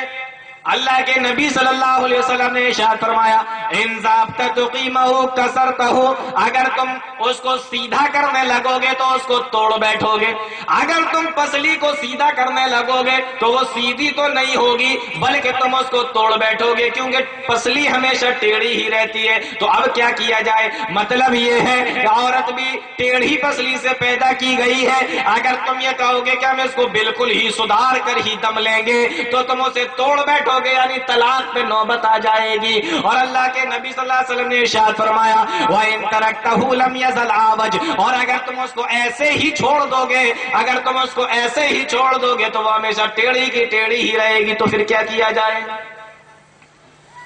اگر اس کو ایسے ہی چھوڑ دو تو ٹیڑھی کی ٹیڑھی رہے، اور اگر سیدھا کرنے پر آ جاؤ تو وہ ٹوٹ جائے۔ عورت کو اللہ رب العالمین نے فطرت ہی ایسی دی ہے، تو پھر کیا کیا جائے؟ میرے نبی نے مسئلے کا حل بتا دیا، فرمایا وَاسْتَوْصُوا بِالنِّسَاءِ، اے لوگوں اپنی بیویوں کے ساتھ، اپنی عورتوں کے ساتھ میں اچھے طریقے سے پیش آنا، ان سے پیار محبت سے پیش آنا، ان سے اچھے طریقے سے پیش آنا۔ جب تم ان سے پیار کا محبت کا برتاؤ کرو گے، اچھا برتاؤ کرو گے، تو بھلے ہی وہ ٹیڑھی پسلی سے پیدا کی گئی ہو لیکن تمہارے پیار و محبت کو دیکھ کے وہ تمہاری فرما بردار بن جائیں گی، وہ تمہاری بات ماننے والی بن جائیں گی، وہ تمہارے کہنے پہ چلنے والی بن جائیں گی۔ اللہ نے بھلے ہی ان کو ٹیڑھی پسلی سے پیدا کیا ہو لیکن وہ تمہارے لیے سیدھی ہو جائیں گی۔ یہ رہنے کا طریقہ اللہ کے نبی صلی اللہ علیہ وسلم نے گھر کے اندر بتایا، اور اللہ کے نبی صلی اللہ علیہ وسلم نے ارشاد فرمایا اے لوگوں جو تم کھاؤ وہ اپنی بیویوں کو کھلاؤ، وَتَكْسُوهَا إِذَا اكْتَسَيْتَ، اور اللہ کے نبی صلی اللہ علیہ وسلم نے ارشاد فرمایا جو تم پہنو وہ اپنی بیویوں کو بھی پہناؤ۔ یہ گھر میں رہنے کا طریقہ اللہ کے نبی صلی اللہ علیہ وسلم بتا رہے ہیں، جو تم کھاؤ وہ اپنی بیویوں کو کھلاؤ، اور جو تم پہنو وہ اپنی بیویوں کو پہناؤ۔ اب ہمارے نوجوان سوچ رہے ہوں گے کہ ہم تو گٹکا کھاتے ہیں تو بیویوں کو بھی کیا گٹکا کھلائیں؟ ہمارا تو معاملہ یہ بن چکا ہے۔ حدیث کا مطلب یہ نہیں ہے، حدیث کا مطلب یہ ہے کہ آپ تو جا رہے ہیں اپنے دوستوں کے ساتھ میں، کہیں پہ چکن فرائی چل رہا ہے، کہیں مچھلیاں ماری جا رہی ہیں، کہیں فش کھائی جا رہی ہے، کہیں پہ مٹن اور کہیں پہ چکن کی دعوتیں اڑائی جا رہی ہیں دوستوں کے ساتھ میں اچھے اچھے ہوٹلوں میں جا جا کر، اور بیوی پوچھ رہی ہے کہ گھر میں کیا بنائے تو کہہ دیا کہ آلو بنا لے۔ یہ طریقہ نہیں چلے گا گھر میں رہنے کا۔ اللہ کے نبی صلی اللہ علیہ وسلم نے رہنے کا طریقہ بتایا کہ تم اگر بکرا کھا کے آئے ہو تو گھر کے اندر بھی بیوی کے لیے بکرا لاؤ، بکرا بنواؤ، بکرا پکواؤ۔ اگر تم باہر اچھے اچھے مرغن غذاؤں کو کھا کے آئے ہو تو اپنی بیویوں کو بھی وہی کھلاؤ۔ اللہ کے نبی صلی اللہ علیہ وسلم کے کہنے کا طریقہ یہ ہے۔ آج دیکھنے میں یہ آتا ہے، خود تو جا رہے ہیں، آج من ہوا کولڈ ڈرنک کی بوتل لی، چکن فرائی لیا، بہترین طریقے سے کھایا، ڈکار ماری، گھر پہ آئے، بیوی پوچھ رہی ہے کیا پکے گا؟ چل دال پکا لے۔ یہ ہم لوگوں کا حال۔ ایسا ماحول اچھا نہیں بنے گا۔ ماحول اچھا بنانا ہو تو نبی کے طریقے پہ عمل کرنا پڑے گا۔ فرمایا جو تم کھاؤ وہ اپنی بیویوں کو کھلاؤ، اور اللہ کے نبی صلی اللہ علیہ وسلم نے ارشاد فرمایا وَتَكْسُوهَا إِذَا اكْتَسَيْتَ، اور جو تم پہنو وہ اپنی بیویوں کو بھی پہناؤ۔ اس حدیث کا مطلب بھی سن لیجئے، کہیں ایسا نہ ہو کہ یہاں سے جانے کے بعد آپ کی بیویاں آپ سے لڑنا شروع کر دیں کہ ہمیں بھی جینس کی پینٹ دلا کے لاؤ، کیونکہ مولانا صاحب نے تقریر کی ہے کہ جو تم پہنو وہ اپنی بیویوں کو بھی پہناؤ، تو مسئلہ خراب ہو جائے گا۔ حدیث کا مطلب یہ ہے، اللہ کے نبی صلی اللہ علیہ وسلم نے ارشاد فرمایا جو تم پہنو اپنی بیویوں کو پہناؤ۔ مطلب یہ ہے کہ اگر آپ کے جسم کے اوپر کرتا 300 روپے میٹر والا ہے یا 1300 روپے میٹر والا ہے یا 3000 روپے کا آپ کا یہ جسم کے اوپر کرتا ہے، آپ نے تو 3000 والا کرتا پہن لیا، لیکن جب آپ کی بیوی نے کہا کہ میں بھی سوٹ بنوانا چاہتی ہوں، میں بھی کپڑے خریدنا چاہتی ہوں، تو آپ نے کہا 300 روپے والا لے لے۔ آپ پہنے 3000 والا، بیوی سے کہہ رہے 300 والا پسند کر لے، یہ لے لے یا وہ لے لے، لیکن 300 سے زیادہ کا مت لیے۔ آپ نے پہنا 500 روپے میٹر، 1200 روپے میٹر، آپ نے جینس پہنی ہوئی ہے 2500، 4000، 8000 برانڈڈ چیزوں کو آپ پہنے ہوئے ہیں، بیوی جب اس کے خریدنے کا ٹائم آیا، کپڑے لینے کا ٹائم آیا، تو آپ سستے سے سستا دیکھنے لگے؟ نہیں، گھر کا معاشرہ، گھر کا ماحول اور گھر کے اندر کا معاملہ اچھا اس طریقے سے بنے گا۔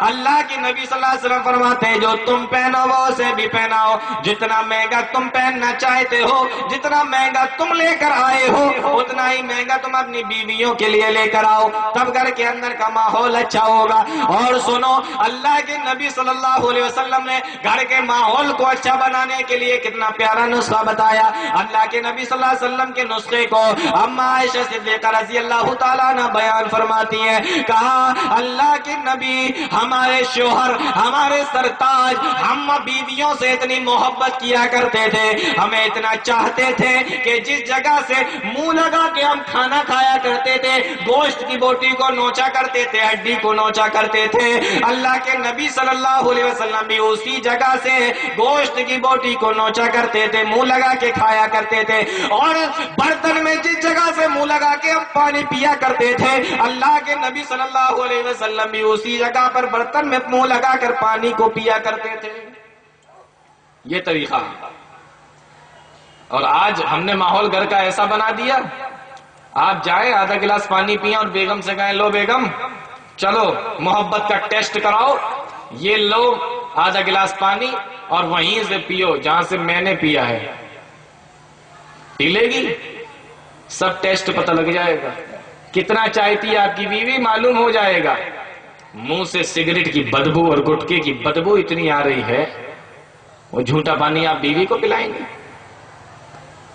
میں نے تو ایک جگہ کہا تھا تقریر میں، ہمارے مسلمانوں کو بیڑی سے اتنی محبت ہے، ان سے کہو بیڑی چھوڑو تو کہیں گے مولانا صاحب بیوی چھوڑ سکتے، بیڑی نہیں چھوڑ سکتے، ان کو اتنی محبت ہو چکی ہے ان نشے سے۔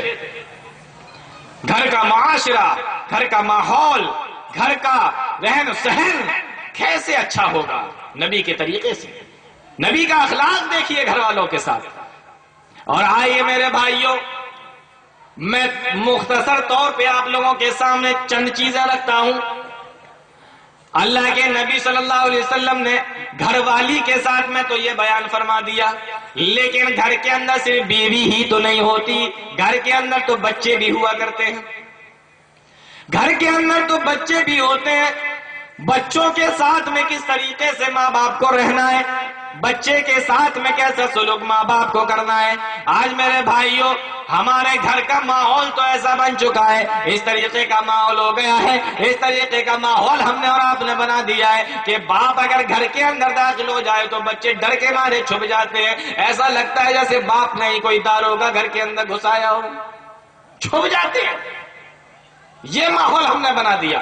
اللہ کے نبی صلی اللہ علیہ وسلم نے بچوں کے ساتھ میں رہنے کا طریقہ بتایا۔ اللہ کے نبی صلی اللہ علیہ وسلم کے پاس میں ایک بچہ رہا کرتا تھا، 10 سال حضرت انس رضی اللہ تعالیٰ عنہ نے اللہ کے نبی صلی اللہ علیہ وسلم کی خدمت کی ہے۔ کسی نے پوچھا اے انس تم نے 10 سال خدمت کی ہے، ذرا یہ بتاؤ کتنی مرتبہ نبی نے تمہیں مارا، کتنی مرتبہ نبی نے تمہیں برا بھلا کہا، کتنے مرتبہ نبی نے تمہیں ڈانٹا، کتنے مرتبہ نبی نے تمہیں اپنے گھر سے بھگایا، ذرا بتاؤ تو صحیح۔ انس کہتے ہیں مارنے کی بات کرتے ہو، ڈانٹنے کی بات کرتے ہو، بھگانے کی بات کرتے ہو، میرے نبی کا اخلاق تو اتنا پیارا تھا۔ اللہ کے نبی صلی اللہ علیہ وسلم ہمیشہ پیار سے بولا کرتے تھے، غلطیاں بھی ہو جاتی تھی تو معاف کر دیا کرتے تھے۔ اے انس تم سے غلطی بھی ہوتی تھی؟ کہا کہ ہاں غلطیاں بھی ہو جایا کرتی تھیں، کبھی کبھی تو ایسا ہوتا تھا کہ وضو کا لوٹا ہاتھ سے چھوٹ کے زمین پہ گر جاتا تھا، نبی وضو بنا رہے ہوتے تھے، میں سوچ رہا ہوتا تھا امام کائنات ہے، امام الانبیاء ہے، رحمت دو عالم ہے، محبوب کبریا ہے، تو آج اس کا لوٹا میرے ہاتھ سے چھوٹ گیا، نبی غصہ ہو جائیں گے۔ لیکن جب نبی میری طرف دیکھتے تھے، حضرت انس رضی اللہ تعالیٰ عنہ فرماتے ہیں کہ نبی کے چہرے پہ مسکراہٹ کے علاوہ دوسری چیز نہیں ہوتی تھی، اتنے پیار اور محبت کے ساتھ میں رہتے تھے، یہ برتاؤ کرتے تھے اللہ کے نبی صلی اللہ علیہ وسلم۔ حضرت انس کہتے ہیں ایک مرتبہ اللہ کے نبی صلی اللہ علیہ وسلم نے مجھے کسی کام سے بھیج دیا، میں چھوٹا سا تھا، بچے باہر کھیل رہے تھے، میں بھی ان کے ساتھ میں کھیلنے میں لگ گیا۔ اللہ کے نبی صلی اللہ علیہ وسلم گھر میں بیٹھے انتظار کر رہے کہ ابھی انس آئے گا، ابھی انس آئے گا۔ جب تھوڑی دیر ہو گئی، انس واپس تشریف نہیں لائے۔ اللہ کے نبی صلی اللہ علیہ وسلم خود اس کام کو کرنے کے لیے چلے گئے، دیکھا انس بچوں کے ساتھ میں کھیل رہے۔ انس کہتے ہیں میں دیکھ کے ڈر گیا، گھبرا گیا، اللہ کے نبی صلی اللہ علیہ وسلم ناراض ہو جائیں گے، لیکن نبی نے مسکرانے کے علاوہ کوئی دوسری بات نہیں کی۔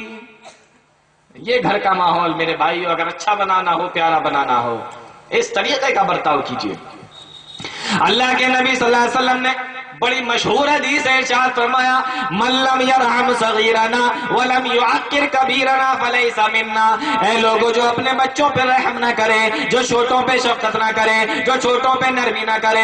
ایک دیہاتی اللہ کے نبی صلی اللہ علیہ وسلم کے پاس میں آیا، اللہ کے نبی صلی اللہ علیہ وسلم کے پاس میں بچے بیٹھے ہوئے تھے، صحابہ کرام بیٹھے ہوئے تھے۔ ایک صحابی نے اس دیہاتی کے سامنے، اللہ کے نبی صلی اللہ علیہ وسلم کے سامنے اپنے بچے کو بوسہ لے لیا، چوم لیا۔ آج ہم بھی اپنے بچوں کو گود میں لیتے ہیں، چوم بھی لیتے ہیں، بوسہ بھی لے لیتے ہیں، صحابہ کرام بھی لے لیا کرتے تھے، اللہ کے نبی نے منع بھی نہیں فرمایا ہے۔ وہ دیہاتی دیکھ رہا تھا، اس نے جب دیکھا کہ بچے کا بوسہ لیا گیا اور وہ بھی نبی کے سامنے، کہنے لگا ارے تم تو اپنے بچوں کو چومتے ہو، تم تو اپنے بچوں کا بوسہ لیتے ہو۔ اللہ کے نبی صلی اللہ علیہ وسلم فرمایا تم نہیں لیتے؟ کہنے لگا میرے تو 10 بچے ہیں، لیکن میں نے آج تک کسی بچے کو بوسہ نہیں لیا، آج تک میں نے کسی بچے کو چوما نہیں ہے۔ میرے نبی نے ارشاد فرمایا اب املک ان کان اللہ نزع منکم الرحمہ، اگر اللہ نے تمہارے دلوں سے رحمت کو چھین لیا ہے، اگر اللہ نے تمہارے دل سے محبت کو، رحمت کو نکال دیا ہے، تو میں کیا کر سکتا ہوں؟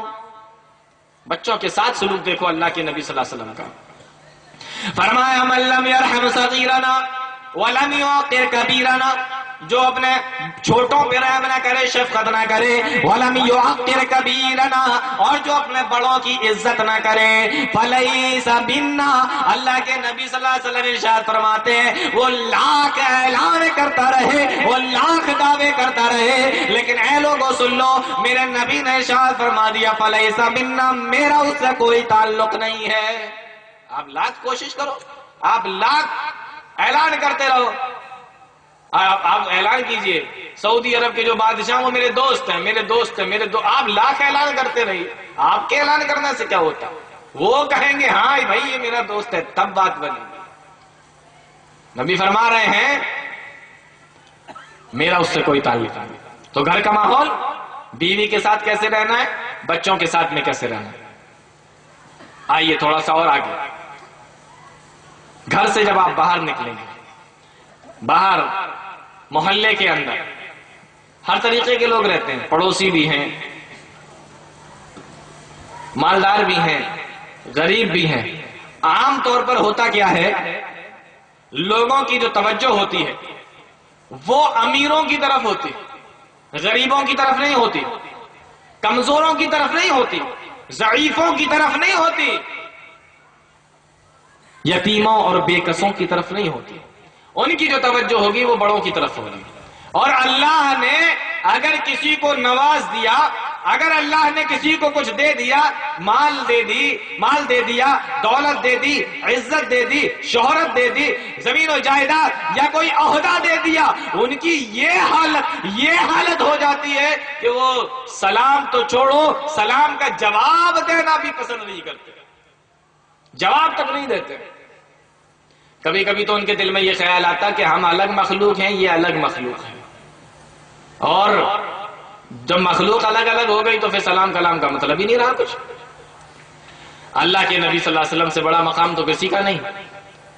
نبی کا طریقہ دیکھو، محلے کا ماحول اور اپنے آس پاس کا معاشرہ اگر اچھا بنانا ہے۔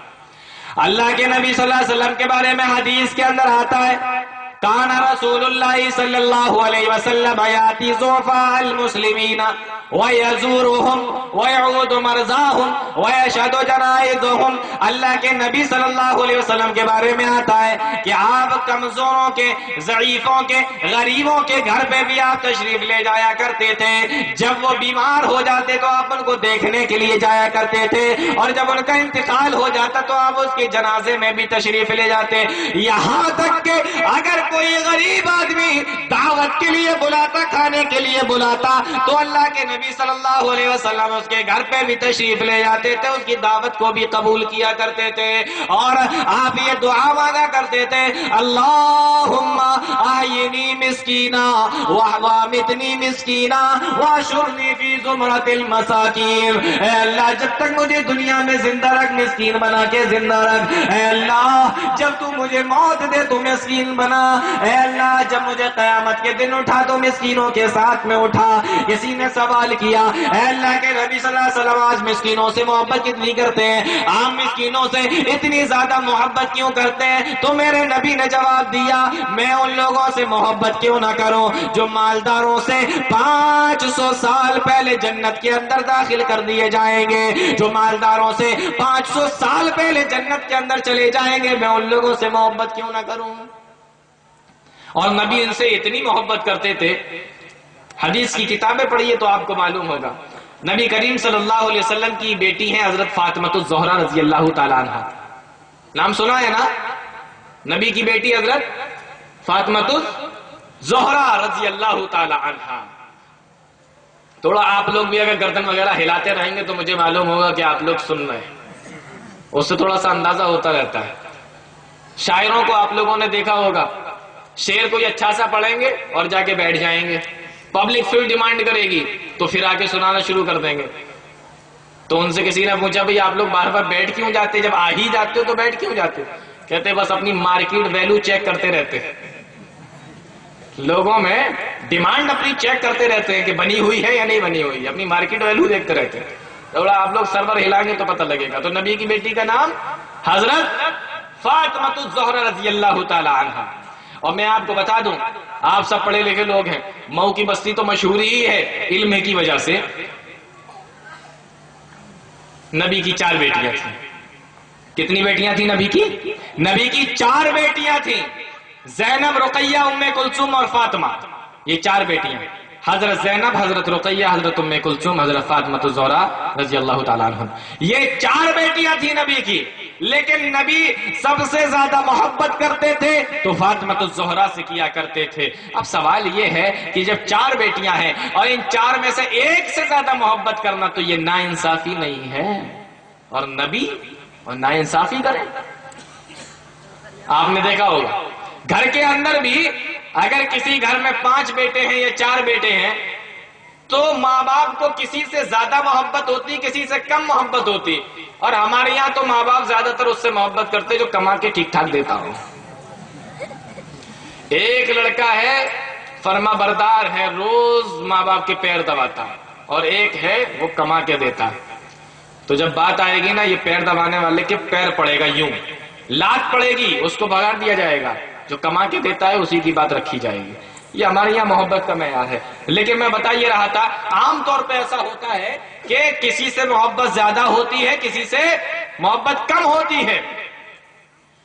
یہ ناانصافی نہیں ہے، ناانصافی یہ ہے کہ جس سے محبت زیادہ ہو آپ نے اس کے نام 2 مکان کر دیے، جس سے محبت کم ہے اس کو 1 مکان دیا، یہ ناانصافی ہے۔ اگر کسی سے محبت زیادہ ہے کسی سے کم ہے یہ ناانصافی نہیں ہے، لیکن ناانصافی یہ ہے جس سے محبت زیادہ آپ اس کو حصہ زیادہ دیں ہر چیز کے اندر، جس سے محبت کم اس کو کم دیں، یہ ناانصافی۔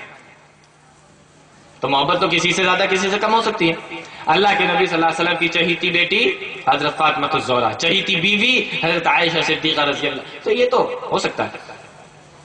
حضرت فاطمۃ الزہرا رضی اللہ تعالیٰ عنہ اللہ کے نبی صلی اللہ علیہ وسلم کی چہیتی بیٹی تھی، یہ آپ نے کئی مرتبہ سنا ہوگا۔ آؤ میں آج یہ بھی بتا دیتا ہوں یہ چہیتی کیوں تھی اللہ کے نبی صلی اللہ علیہ وسلم کی۔ اس کی وجہ یہ ہے کہ جب حضرت فاطمۃ الزہرا رضی اللہ تعالی عنہ جب چھوٹی سی تھی ان کی ماں کا انتقال ہو گیا تھا، حضرت زینب جب پیدا ہوئی اور بڑی ہو گئی، اللہ کے نبی صلی اللہ علیہ وسلم کی بیوی اور حضرت زینب کی ماں حضرت خدیجہ الکبریٰ رضی اللہ تعالی عنہا زندہ تھی، رقیہ بھی بڑی ہو گئی، حضرت خدیجہ زندہ تھی، ام کلثوم بھی بڑی ہو گئی، حضرت خدیجہ زندہ تھی۔ لیکن جب فاطمۃ الزہرا کی پیدائش ہوئی اور یہ ابھی چھوٹی تھی کہ ان کی ماں حضرت خدیجہ الکبریٰ رضی اللہ تعالی عنہا کا انتقال ہو گیا، اب جب یہ تینوں بیٹیاں بڑی ہوئیں تو ماں نے بھی محبت دی اور باپ نے بھی شفقت کے ساتھ میں پالا، لیکن جب فاطمہ کے بڑے ہونے کا ٹائم آیا تو ماں کا انتقال ہو گیا، تو ماں کی محبت بھی میرے نبی نے دی ہے اور باپ کی شفقت بھی میرے نبی نے دی ہے، اس لیے یہ میرے نبی کی چہیتی بیٹی بن گئی کہ ماں اور باپ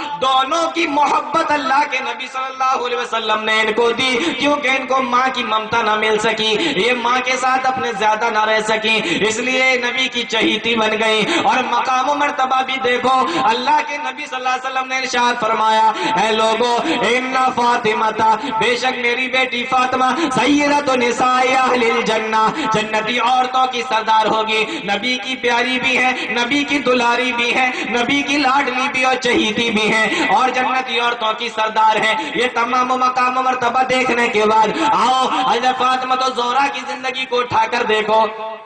کتابوں میں لکھا ہوا ہے، مورخین لکھتے ہیں کہ گھر کا کام کرتے کرتے ہاتھوں میں نشان پڑ گئے تھے۔ آج ہماری یہاں عورتوں پہ کام نہیں ہوتے گھر کے، کہتے نوکرانی رکھ لو، ہم پہ نہیں ہوگا یہ کام، ہم اپنے ابا کے گھر پہ تھے تو یہ سب نہیں کرتے، تمہارے گھر پہ آ کے سب کرنا پڑ رہا ہے مجھے۔ یہ ہماری یہاں عورتوں کے جواب ہوتے ہیں۔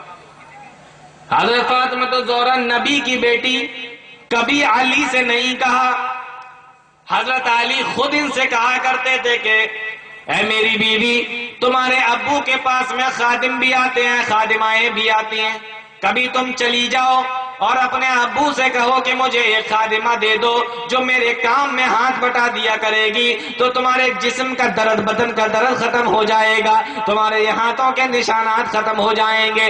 بہت مرتبہ جب انہوں نے کہا، حضرت فاطمہ الزہرا رضی اللہ تعالیٰ عنہ تیار ہو گئیں اور سیدھی پہنچی اپنے ابو اللہ کے نبی صلی اللہ علیہ وسلم کے گھر پر، لیکن اللہ کے نبی صلی اللہ علیہ وسلم گھر پر موجود نہیں تھے۔ اما عائشہ نے پوچھا بیٹی کیسے آنا ہوا؟ کہا یہ خادمہ کے لیے آئے تھے لیکن ابو تو ملے ہی نہیں۔ کہنے لگی تو اس میں پریشان مت ہو، جب تیرے ابو رات کو آئیں گے، شام کو آئیں گے تو میں ان کو بتا دوں گی۔ عشاء کی نماز کے بعد اللہ کے نبی صلی اللہ علیہ وسلم اپنے گھر کے اندر تشریف لاتے ہیں۔ حضرت فاطمہ الزہرا آئی تھی اور ایک خادمہ کا سوال کر رہی تھی، یہ اللہ کے نبی صلی اللہ علیہ وسلم کو بتا دیا گیا۔ میرے نبی کو اتنی محبت تھی، عشاء کی نماز کے بعد کی بات ہے، اللہ کے نبی صلی اللہ علیہ وسلم نے یہ نہیں کہا کہ چلو صبح جا کر دیکھیں گے کیا بات تھی، کس لیے آنا ہوا تھا۔ اتنی محبت، عشاء کی نماز کے بعد آپ اپنے بستر پہ نہیں لیٹے، سیدھے اپنی بیٹی فاطمہ الزہرا کے گھر پہ چلے گئے۔ فاطمہ الزہرا کہنے لگی، اللہ کے نبی صلی اللہ علیہ وسلم میرے گھر پہ ایسے وقت میں تشریف لائے کہ جب ہم اور علی دونوں لوگ لیٹ چکے تھے، اللہ کے نبی صلی اللہ علیہ وسلم ہمارے بستری پہ آ کر بیٹھ گئے اور ہم لوگوں نے باتیں کرنا شروع کر دی۔ اللہ کے نبی صلی اللہ علیہ وسلم نے باتوں میں بتایا، اے میری بیٹی فاطمہ، مجھے معلوم ہوا ہے تم خادمہ کا سوال کرنے کے لیے آئی تھی، خادمہ مانگنے کے لیے آئی تھی۔ اے میری بیٹی، ہاں یہ بات صحیح ہے کہ میرے پاس میں خادمہ آتی ہیں، لیکن میری بیٹی فاطمہ سنو، تم سے پہلے مدینہ کے غریب مجھ سے مانگ چکے ہیں، اگر کوئی خادم یا خادمہ آئے گا یا آئے گی تو پہلے میں انہیں دوں گا، بعد میں تمہیں دوں گا۔ یہ فکر تھی اللہ کے نبی صلی اللہ علیہ وسلم ان غریبوں کی، ان کمزوروں کی، کہ ماں اور بیٹی یا بیوی ان کے مسئلے کو اللہ کے نبی صلی اللہ علیہ وسلم نے مؤخر کر دیا۔ پہلے مدینہ کے غریب، پہلے وہاں کے یتیم، ان کا معاملہ حل کیا جائے گا۔ اور مسلم کی روایت، اللہ کے نبی صلی اللہ علیہ وسلم نے ارشاد فرمایا، اے میری بیٹی فاطمہ، کیا میں تمہیں ایسی چیز نہ بتا دوں کہ اگر تم اس کو پڑھنے لگو تو تم یہ جو بدن کے درد کی شکایت کر رہی ہو، اللہ رب العالمین تمہارے بدن کے درد کو ختم کر دے گا۔ کہا ابو جان ضرور بتائیے۔ اللہ کے نبی صلی اللہ علیہ وسلم نے فرمایا، اے میری بیٹی، رات میں جب تم لیٹا کرو تو 33 مرتبہ سبحان اللہ، 33 مرتبہ الحمدللہ اور 34 مرتبہ اللہ اکبر پڑھ لیا کرو۔ اللہ رب العالمین یہ پڑھنے کی وجہ سے تمہارے بدن کے درد کو ختم کر دے گا۔ فاطمہ الزہرا بیان کر کرتی ہیں کہ میں نے اس کو پڑھنا شروع کر دیا، اور مسلمی کی روایت ہے اگر کسی آدمی نے اس کو پڑھنا شروع کر دیا، اللہ کے نبی صلی اللہ علیہ وسلم ارشاد فرماتے ہیں اے لوگوں، اللہ رب العالمین اس کے پڑھنے کی وجہ سے بدن کے درد کو تو ختم کرے گا ہی، اور ساتھ میں تمہارے گناہوں کو بھی ختم کر دے گا، تمہارے گناہوں کو بھی معاف کر دے گا۔ فرمایا اگر تمہارے گناہ سمندر کی جھاگ کے برابر بھی ہوں گے، مثل زبدۃ البحر، حدیث کے الفاظ ہیں اگر سمندر کے جھاگ کے برابر بھی گناہ ہوں گے تو اللہ اس کے پڑھنے سے وہ گناہ بھی معاف کر دے گا۔ یہ فضیلت ہے ان الفاظ کی، ان تسبیحات کی یہ فضیلت ہے۔ لیکن یہاں پر یہ بات یاد رکھنا چاہیے، صغیرہ گناہ، چھوٹے چھوٹے گناہ معاف ہوں گے، بڑے بڑے گناہ نہیں۔ آپ سوچیں کسی کے گھر میں چوری کر کے آئے اور لیٹ جائیں 33 مرتبہ سبحان اللہ، 33 مرتبہ الحمدللہ، 54 لو ختم۔ کسی کا مرڈر کر کے آئے، کسی کو مار کے جان لے کر آئے اور 33 بار آپ نے یہ پڑھا اور وہ ختم نہیں۔ یہ بڑے بڑے گناہ نہیں، چھوٹے چھوٹے گناہ، آپ نے جو چھوٹے چھوٹے گناہ کیے ہوں گے وہ۔ حضرت فاطمہ الزہرا کہتی ہیں کہ میں نے اس کو پڑھنا شروع کر دیا۔ علامہ ابن قیم رحمۃ اللہ علیہ نے لکھا ہے حضرت فاطمہ الزہرا رضی اللہ تعالیٰ عنہ کے قول کو کہ حضرت فاطمہ کہتی ہیں میں نے پڑھنا شروع کر دیا۔ اللہ کے نبی صلی اللہ علیہ وسلم کی بیٹی کا قول علامہ ابن قیم نے لکھا ہے کہ ان کے پڑھنے، جب انہوں نے پڑھنا شروع کیا تو وہ کہتی ہیں کہ اللہ رب العالمین نے یہ پڑھنے کی وجہ سے میرے بدن کے درد کو ختم کر دیا، میرا بدن کا درد ختم ہو گیا، اللہ رب العالمین نے پڑھنے کی وجہ سے بدن کے درد کو ختم کر دیا۔ آج ہمارے یہاں دیکھو گھر میں بوڑھے مرد ہوں عورتیں ہوں سب شکایت کر رہے ہیں، یہاں درد ہو رہا ہے، یہ درد ہو رہا ہے، وہ درد ہو رہا ہے، یہاں درد، یہ درد کی وجہ سے پریشان ہے، اور کہاں جا رہے ہیں؟ حکیموں کو دکھانے کے لیے جا رہے ہیں۔ اب حکیم نے بنا کے دے دیا نسخہ کہ یہ لو اس کو گرم پانی سے چاٹو، اس کو شہد سے چاٹو، اس کو سونے کے بعد، اس کو سونے سے پہلے چکر پہ چکر لگائے جا رہے ہیں، نسخے پہ نسخے کھائے جا رہے ہیں، لیکن درد ہے یہ ختم ہونے کا نام ہی نہیں لے رہا ہے۔ یہ دنیا کی حکیم ہے، ان کی باتوں میں آؤ گے تو ایسے ہی چکر کاٹو گے، لیکن اس حکیم کی بھی بات مان کر دیکھو جس کو اللہ رب العالمین نے ساری دنیا کے لیے حکیم بنا کر بھیجا تھا، جس کو امت کے لیے حکیم بنا کر بھیجا تھا جناب محمد رسول اللہ صلی اللہ علیہ وسلم، وہ نسخہ بھی تو آزما کر دیکھو۔ تو نبی کو اتنی فکر رہا کرتی تھی غریبوں کی۔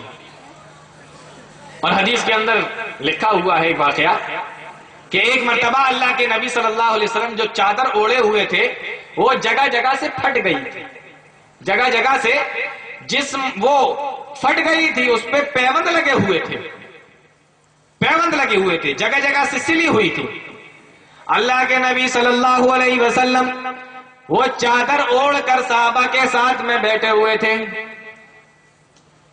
ایک عورت آئی اللہ کے نبی صلی اللہ علیہ وسلم کے پاس میں، اور اس نے ایک نئی چادر اللہ کے نبی صلی اللہ علیہ وسلم کو گفٹ کر دی، تحفے میں دے دی، ہدیے میں دے دی۔ میرے نبی نے اس چادر کو لے لیا، آپ اپنے گھر کے اندر گئے، اپنی پرانی چادر کو رکھ دیا اور نئی والی چادر کو اوڑھ کر اللہ کے نبی صلی اللہ علیہ وسلم گھر سے باہر تشریف لے آئے۔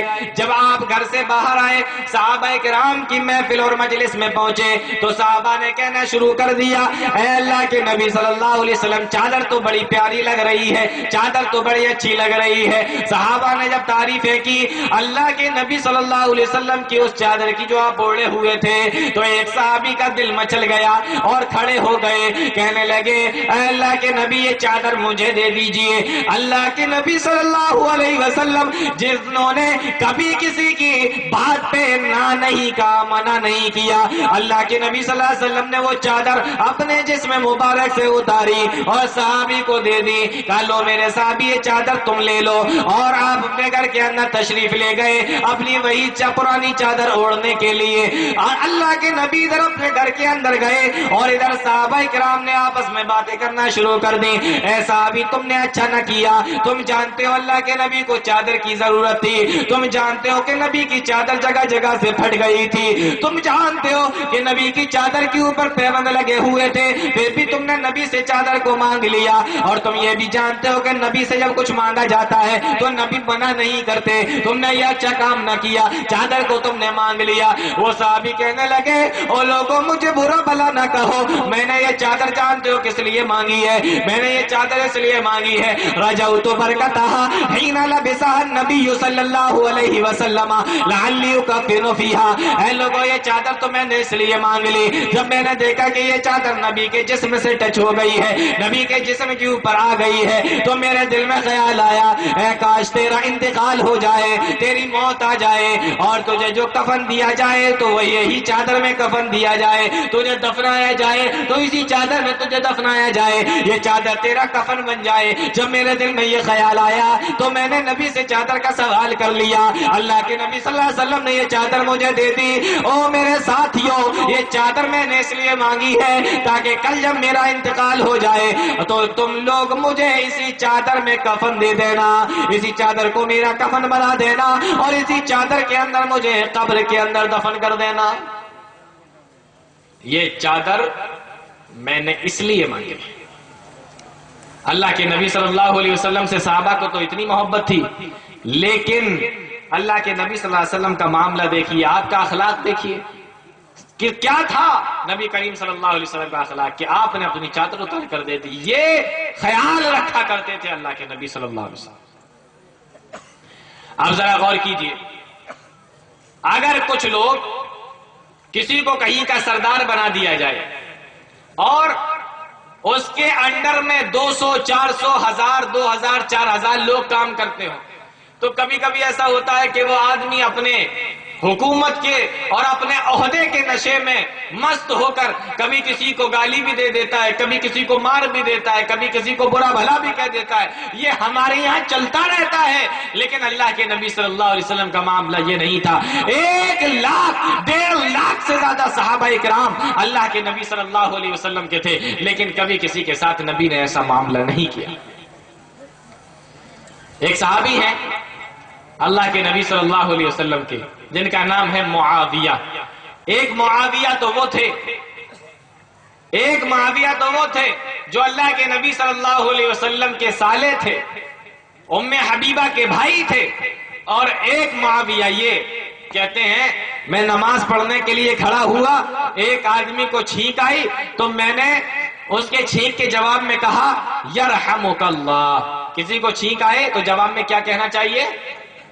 یرحمک اللہ, یرحمک اللہ. کہنے لگے میں نے بھی کہہ دیا. انہیں مسئلہ معلوم نہیں تھا کہ نماز میں اگر چھینک آئے تب, نماز میں بھی اگر چھینک آ جائے تب بھی کہنا چاہیے نہیں. نماز میں چھینک آئی ہے تو خاموش کھڑے رہو, نماز کے باہر کسی کو چھینک آ رہی ہے, آپ بھی نماز سے باہر ہیں, تب وہ الحمدللہ کہہ رہے, تب آپ یرحمک اللہ. انہیں مسئلہ معلوم نہیں, اس نے چھینکا, انہوں نے کہا یرحمک اللہ. صحابہ کرام نے کہا ارے یہ تو نماز میں باتیں کر رہا ہے, یہ تو نماز میں بول رہا ہے. صحابہ کرام نے اپنی رانوں پر یوں ہاتھ مارا, جس کا مطلب ہوتا تھا کہ خاموش ہو جاؤ. ران پر ہاتھ مارا جس کا مطلب ہوتا تھا کہ خاموش ہو جاؤ. ہمارے یہاں بھی اگر کسی کو خاموش کرنا ہو تو منہ پہ یوں انگلی رکھ لیتے ہیں, اس کا مطلب یہ ہوتا ہے کہ خاموش ہو جاؤ. صحابہ کرام نے, یہ عرب کا رواج تھا, وہاں خاموش کرنا ہوتا تو ران پہ ہاتھ مارا کرتے تھے. صحابی خاموش ہو گئے, نماز ختم ہو گئی.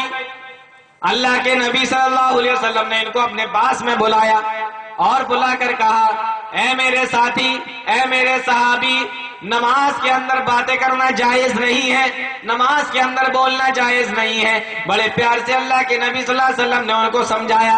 صحابی بیان کرتے ہیں, واللہ ما رأیت منہ معلما قبلہ ولا بعدہ احسن تعلیما فواللہ ما قہرنی ولا ضربنی ولا شتمنی. اے لوگو, جس طریقے سے نبی نے مجھے بتایا, جس طریقے سے نبی نے مجھے سمجھایا, اتنا بہتر طریقہ میں نے آج سے پہلے نہ کبھی کسی کو دیکھا, نہ آپ کے بعد میں نے نہ کبھی کسی کو دیکھا. آپ نے نہ مجھے ڈانٹا, نہ مجھے چھڑکا, نہ مجھے مارا, بلکہ فرمایا کہ نماز کے اندر باتیں کرنا جائز نہیں ہے. نماز اللہ کی عبادت کے لیے, تلاوت کے لیے کی جاتی ہے. قرآن کی تلاوت ہوتی ہے, اللہ کی عبادت ہوتی ہے. اے میرے ساتھی, نماز کے اندر بولنا جائز نہیں. یہ تعلیم دینے کا طریقہ تھا اللہ کے نبی صلی اللہ علیہ وسلم کا. ہمارے یہاں بہت سارے اسکول ہیں، بہت سارے مدرسے ہیں، بہت سارے ٹیچر اس میں پڑھاتے ہیں، استاد پڑھاتے ہیں. ان کے تعلیم دینے کا طریقہ دیکھیے آپ. نہیں سمجھ میں آیا بچے کے، مارتے مارتے ڈنڈا توڑ دیا، چھڑی توڑ دی مارتے. نبی کا یہ طریقہ تعلیم دینے کا نہیں تھا. فرمایا ما قہرنی ولا ضربنی ولا شتمنی، نہ ڈانٹا نہ جھڑکا نہ مارا، بس سمجھا دیا کہ نماز کس طریقے سے پڑھی جاتی ہے اور نماز کے اندر بولنا جائز نہیں. اور دیکھیے نبی کا طریقہ اپنے ساتھیوں کے ساتھ، میرے بھائیوں، نبی کا اخلاق دیکھیے. اسی لیے اللہ رب العالمین نے فرمایا انک لعلی خلق عظیم. اللہ کے نبی صلی اللہ علیہ وسلم کے انتقال سے 3 دن پہلے کی بات ہے. آپ سخت بیمار ہیں، اتنے زیادہ بیمار، اتنا زیادہ بیمار. حضرت عائشہ صدیقہ رضی اللہ تعالیٰ عنہ فرماتی ہیں کہ آپ اتنے بیمار تھے کہ حجرے سے مسجد کے اندر بھی نہیں جا سکتے تھے. آپ حجرے سے مسجد کے اندر بھی چل کے نہیں جا سکتے تھے، اتنے بیمار تھے. آپ نے آواز لگائی، 2 صحابی اللہ کے نبی صلی اللہ علیہ وسلم کے گھر کے اندر آئے. ایک کا نام عباس ہے جو نبی کے چچا ہے، اور ایک کا نام علی ہے جو نبی کے چچا کے بیٹے ہیں. آپ نے فرمایا اے عباس اے علی، مجھے باہر لے کر چلو، مجھے مسجد میں لے کر چلو. عباس اور علی نبی کو باہر لے کر آئے. اللہ کے نبی صلی اللہ علیہ وسلم نے ایک کے کندھے پر اور ادھر دوسرے کے کندھے پر یوں ہاتھ ڈالا اور آپ باہر کی طرف تشریف لائے. اما عائشہ بیان فرماتی ہیں نبی اتنے بیمار تھے، اتنے زیادہ بیمار تھے کہ آپ اٹھا کے پیر بھی نہیں رکھ پا رہے تھے، بلکہ آپ کے پیر تو زمین پر گھسٹتے ہوئے جا رہے تھے. اتنے زیادہ اللہ کے نبی صلی اللہ علیہ وسلم بیمار تھے. آپ نے فرمایا مجھے ممبر پر بٹھا دو. آپ کو ممبر پہ بٹھا دیا گیا. اللہ کے نبی صلی اللہ علیہ وسلم جب ممبر پر بیٹھے، آپ نے فرمایا جاؤ صحابہ کو جمع کرو، صحابہ کو اکٹھا کرو، سارے صحابہ کو مسجد میں بلا کر لاؤ. تھوڑی دیر گزری تھی، سارے صحابہ مسجد کے اندر آ گئے. میرے نبی نے ان کو ایک خطبہ دیا جو بڑا لمبا خطبہ حدیث کی کتابوں میں موجود ہے. اللہ کے نبی صلی اللہ علیہ وسلم نے اسی خطبے کے درمیان میں فرمایا اے لوگوں، میں نے اگر اپنی پوری زندگی کے اندر کبھی کسی کو اپنی زبان سے برا بھلا کہا ہو، اگر کسی کو برا بھلا کہا ہو، کسی کی غیبت کی ہو، کسی کی چغلی کی ہو، کسی پہ الزام لگایا ہو، کسی کو گالی دی ہو، کسی کا مذاق بنایا ہو، اے لوگوں آج میں محمد رسول اللہ تمہارے سامنے موجود ہوں. آج وہ مجھ سے بدلہ لے سکتا ہے، کل قیامت کے دن اللہ کے سامنے میری شکایت نہ کر دینا. میں اللہ کا نبی ہونے کے باوجود، میں اللہ کا رسول ہونے کے باوجود، اے لوگوں کل قیامت کے دن تمہارے سوالوں کا جواب نہیں دے سکوں گا. آج مجھ سے بدلہ لے سکتے ہو. صحابہ سوچنے لگے اللہ کے نبی صلی اللہ علیہ وسلم کو جنہوں نے جان سے مارنے کی کوشش کی، نبی نے تو اس سے بھی کچھ نہ کہا، تو نبی کسی کو برا بھلا کیوں کہیں گے. آپ نے اپنا خطبہ جاری رکھتے ہوئے فرمایا اے لوگوں، اگر میں نے اپنی زندگی میں کبھی کسی کو مارا ہو، چاہے تلوار کے ذریعے سے مارا ہو، نیزے کے ذریعے سے مارا ہو، لکڑی کے ذریعے سے مارا ہو، چھڑی کے ذریعے سے مارا ہو، یہاں تک کہ اگر میں نے اپنی مسواک کے ذریعے سے بھی کسی کو مارا ہو تو آج مجھ سے بدلہ لے سکتا ہے. آج وہ مجھ سے بدلہ لے لے، کل قیامت کے دن اللہ کے سامنے میری شکایت نہ کر دینا.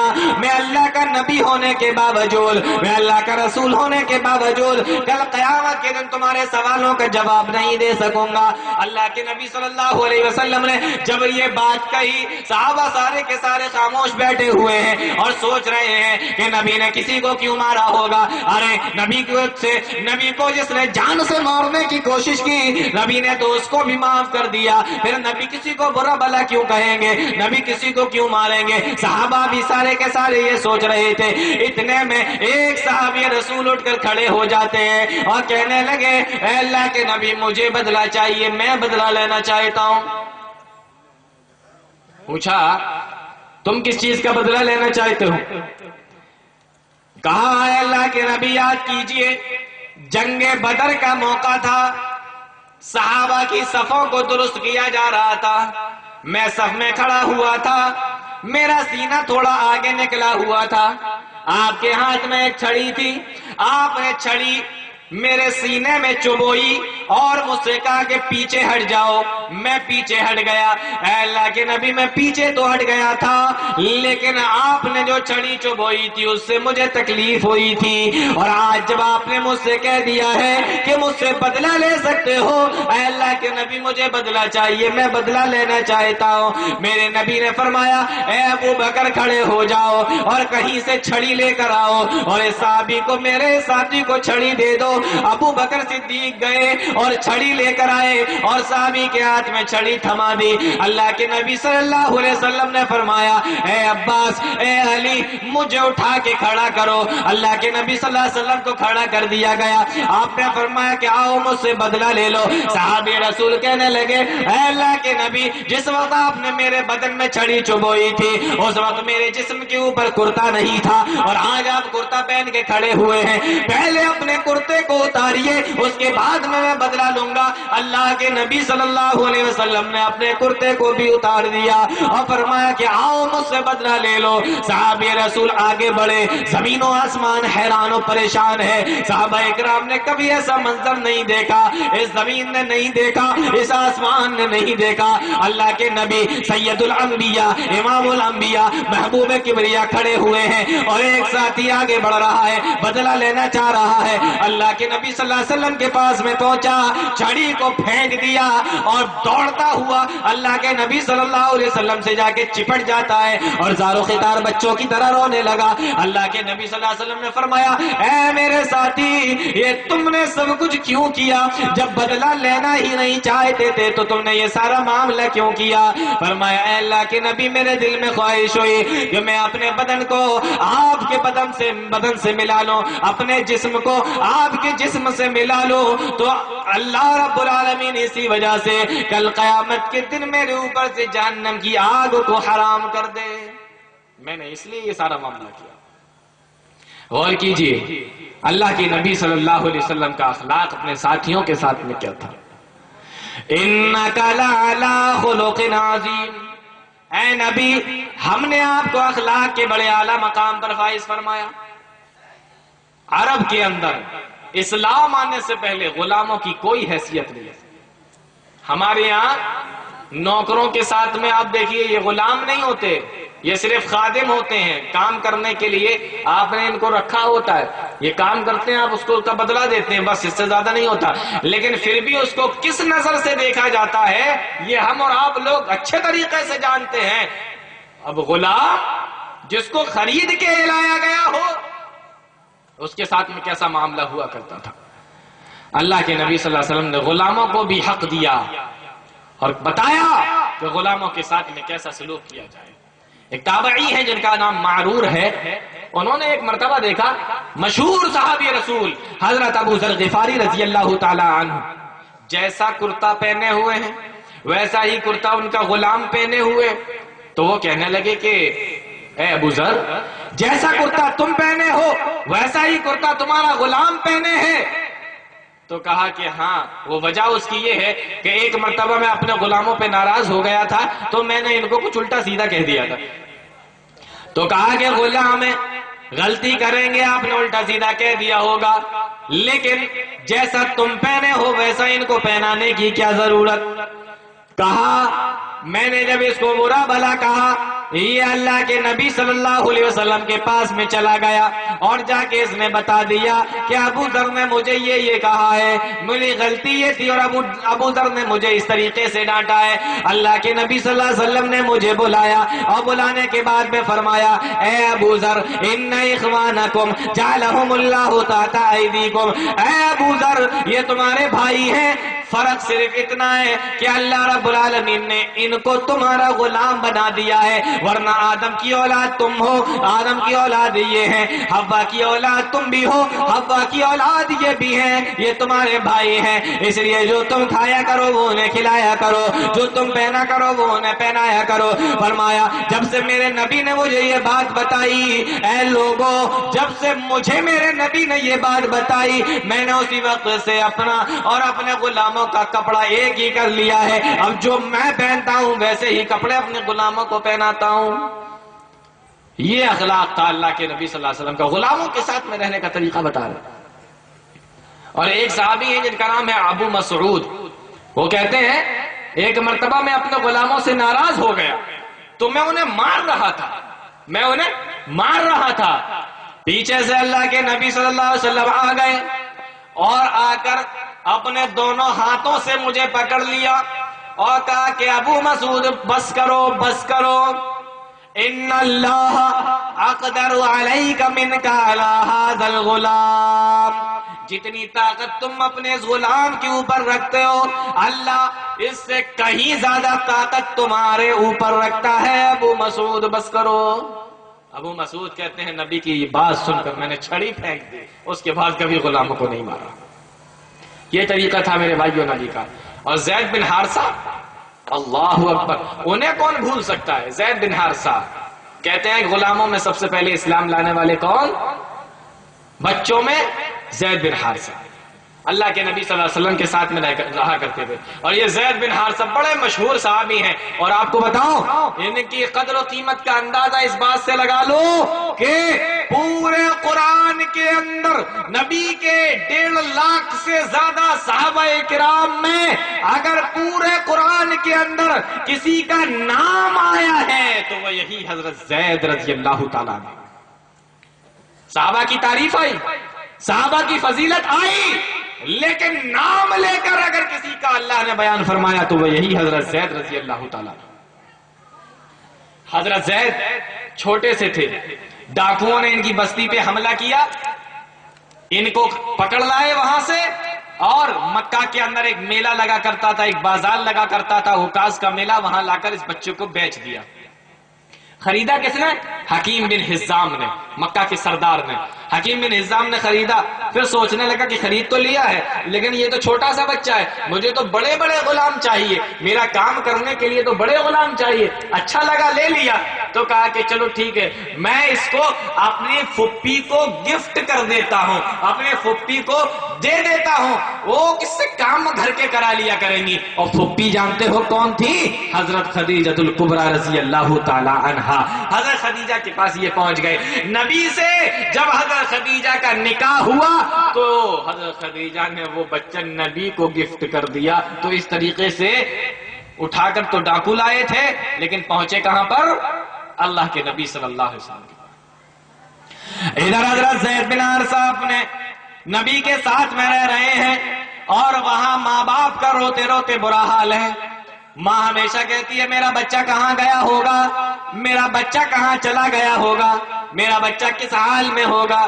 باپ ڈھونڈتے ڈھونڈتے پریشان ہے، قافلے والوں سے بھی پوچھا جا رہا ہے، اور جہاں معلوم ہوتا ہے وہاں دیکھنے کے لیے جاتا ہے۔ ایک مرتبہ حج کرنے کے لیے اس کے گاؤں سے کچھ لوگ آئے، انہوں نے دیکھا کہ جس بچے کو اس کا باپ ڈھونڈتے ڈھونڈتے پریشان ہے وہ بچہ تو مکہ کے اندر ہے۔ یہ گئے اور جا کر بتایا کہ ارے تمہارے بچے کو میں نے دیکھا ہے، مکہ کے اندر ہے، اور وہاں پر محمد صلی اللہ علیہ وسلم نامی کسی انسان، کسی شخص کے پاس میں غلام ہے۔ باپ نے کیا کیا؟ بہت سارا سامان لیا، اپنی سواری پہ سوار، اپنے بھائی کو بھی اپنے ساتھ میں لیا، مکہ پہنچا، اللہ کے نبی صلی اللہ علیہ وسلم کے پاس میں پہنچا، اور آ کر کہنے لگا میرا بیٹا آپ کے پاس میں ہے، یہ سونا چاندی آپ سارا رکھ لو، میرا بیٹا مجھے واپس کر دو۔ اللہ کے نبی صلی اللہ علیہ وسلم نے فرمایا کون تمہارا بیٹا؟ کہا زید میرا بیٹا، میں حارثہ اس کا باپ ہوں۔ کہا تمہارا بیٹا ہے؟ کہا کہ ہاں۔ آپ نے فرمایا ٹھیک ہے، میں ان کو بلاتا ہوں، اگر وہ تمہارے ساتھ میں جانے کے لیے تیار ہو جائیں، مجھے تمہارا سونا چاندی نہیں چاہیے، تمہارا مال، تمہارا زر، تمہاری قیمت مجھے نہیں چاہیے، تم اپنے بچے کو لے جا سکتے ہو۔ زید بن حارثہ کو بلایا گیا، کہا اللہ کے نبی صلی اللہ علیہ وسلم نے اے زید یہ آئے ہیں، کہہ رہے تم ان کے بیٹے ہو، کیا تم انہیں پہچانتے ہو؟ کہا اللہ کے نبی ہاں میں ان کو پہچانتا ہوں، یہ میرے باپ ہیں، یہ میرے چچا ہیں۔ فرمایا اے زید یہ تمہیں لینے کے لیے آئے ہیں۔ رونے لگے اور کہنے لگے اللہ کے نبی میں ان کے ساتھ میں نہیں جاؤں گا۔ کہا تم کیوں نہیں جانا چاہتے؟ باپ ناراض ہو گیا اور غصے کے عالم میں کہنے لگا کہ میں تو تجھے لینے کے لیے آیا ہوں, تجھے کہاں کہاں میں نے نہیں ڈھونڈا ہے, اور یہ سارا سونا چاندی بھی میں ان کو دینے کے لیے تیار ہوں, اور تو ہے کہ آزادی کی زندگی پر غلامی کو ترجیح دے رہا ہے, تو میرے ساتھ میں جانے کے لیے تیار نہیں ہے. رونے لگے اور کہنے لگے اے میرے والد سنو, یہ تو میری اپنی ایک زندگی ہے, اگر اللہ نے مجھے 10 زندگیاں اور دی ہوتی یا 100 زندگیاں اور دی ہوتی تب بھی میں ان کی غلامی میں رہنا پسند کرتا, تمہارے ساتھ میں جانے کے لیے تیار نہیں ہوتا. تمہیں کیا معلوم ہے کہ ان کے ساتھ میں ان کے یہاں غلامی کی زندگی میں رہنے میں کتنا زیادہ مزہ ہے. کیا اللہ کے نبی صلی اللہ علیہ وسلم نے کیا برتاؤ کیا ہوگا حضرت زید کے ساتھ میں کہ وہ اپنے باپ کے ساتھ میں جانے کے لیے تیار نہیں ہے. میرے نبی اتنا خوش ہوئے بچے کا ہاتھ پکڑا اور خانہ کعبہ کے صحن میں لے کر آئے اور آواز لگائی, او لوگوں سنو, آج سے تو کل تک یہ زید بن حارثہ تھا اور آج سے یہ زید بن حارثہ نہیں, زید بن محمد ہوگا. آج سے یہ میرا بیٹا اور میں اس کا باپ ہوں. اللہ کے نبی صلی اللہ علیہ وسلم ان سے اتنا زیادہ خوش ہوئے. آپ اندازہ کیجئے کہ کس طریقے سے نبی کریم صلی اللہ علیہ وسلم نے سلوک و برتاؤ کیا ہوگا. میرے بھائیوں غور کیجئے, اور میں آپ کو بتاؤں نبی کریم صلی اللہ علیہ وسلم کا اخلاق دشمنوں کے ساتھ میں کیسا تھا. یہ بات میں نے اس لیے یہاں پر چھیڑی ہے کہ آج اسلام کو بدنام کرنے کے لیے, آج اسلام کو بدنام کس طریقے سے کیا جا رہا ہے, اور یہ کہا جا رہا ہے کہ اسلام کے اندر رحم و کرم نام کی کوئی چیز نہیں ہے, اسلام کے اندر اخلاق نام کی کوئی چیز نہیں ہے, اسلام کے اندر رحم نہیں ہے, رحمت نہیں ہے. آج اس طریقے سے بدنام کیا جا رہا ہے, اور یہ بھی کہا جاتا ہے اسلام کو بدنام کرنے کے لیے کہ اسلام اپنے ماننے والوں کے ساتھ تو ٹھیک ہے لیکن نہ ماننے والوں کے ساتھ میں تلوار کا معاملہ کرنے کا حکم دیتا ہے. اس طریقے کی باتیں اسلام کے تعلق سے کی جاتی ہیں, میرے نبی کے تعلق سے کی جاتی ہیں. آپ ان کا اندازہ کیجئے میرے بھائیوں. اس کے لیے مجھے لمبی چوڑی مثالیں دینے کی ضرورت نہیں, صرف ایک مثال دیکھو. نبی کا دشمن ہے, مسلمانوں کا دشمن ہے, اسلام کا دشمن ہے. امام بخاری نے, امام مسلم نے اور دیگر محدثین نے اپنی اپنی کتابوں کے اندر لکھا ہے اللہ کے نبی صلی اللہ علیہ وسلم کا سخت دشمن ہے. انتقال ہو گیا, بیٹا روتے ہوئے آیا, صحابی ہے. کہا کیا ہوا؟ کہا اللہ کے نبی میرے باپ کا انتقال ہو گیا اور میں اس لیے آیا ہوں کہ آپ اپنا کرتا دے دیں. اللہ کے نبی صلی اللہ علیہ وسلم نے اپنا کرتا دے دیا. صحابہ کرام حیران ہیں, کیا کریے, کیا معاملہ ہے. اللہ کے نبی صلی اللہ علیہ وسلم نے اپنا کرتا اتار کر دے دیا. وہ کرتا لے کر چلا گیا, اس نے اپنا کرتا اپنے باپ کو پہنا دیا. اللہ کے نبی صلی اللہ علیہ وسلم کا وہ کرتا جب اس نے اپنے باپ کو پہنا دیا, تھوڑی دیر کے بعد میں پھر سے آیا اور کہا کہ اللہ کے نبی اب تشریف لے چلیے, جنازے کی نماز بھی پڑھا دیجئے. ہو سکتا ہے کہ آپ کے جنازے کی نماز پڑھانے کی وجہ سے میرے باپ کی مغفرت ہو جائے یا عذاب کے اندر کچھ کمی آ جائے. اللہ کے نبی صلی اللہ علیہ وسلم نماز پڑھانے کے لیے تشریف لے گئے. اللہ کے نبی نماز پڑھانے کے لیے آگے بڑھ رہے ہیں. حدیث کے الفاظ ہیں فقام عمر کھڑے ہو گئے, فاخذ بثوب رسول اللہ صلی اللہ علیہ وسلم, اور نبی کے کرتے کے دامن کو پکڑ لیا اور فرمایا اے نبی آپ کس کی نماز پڑھانے کے لیے جا رہے ہیں؟ یہ منافقوں کا سردار ہے, اسلام کا دشمن ہے, آپ کا دشمن ہے, مسلمانوں کا دشمن ہے, آپ کی بیویوں کے اوپر الزام لگانے والا ہے, تہمتیں لگانے والا ہے. اے اللہ کے نبی آپ کس کی نماز جنازہ پڑھانے کے لیے جا رہے ہیں؟ آپ نے فرمایا اخر عنی یا عمر, اے عمر میرے کرتے کے دامن کو چھوڑ دو, اے عمر مجھے جانے دو, مجھے نماز پڑھا لینے دو. اللہ کے نبی صلی اللہ علیہ وسلم نے جنازے کی نماز پڑھا دی. اللہ رب العالمین نے آسمان سے وحی نازل فرما دی, اے نبی آپ اپنے دشمن کو معاف کر دیں, یہ آپ کا اخلاق ہے, لیکن اللہ آپ کے دشمن کو کبھی معاف نہیں کرے گا. آسمان سے جبرائیل امین آئے, وہی پہنچا دے استغفر لهم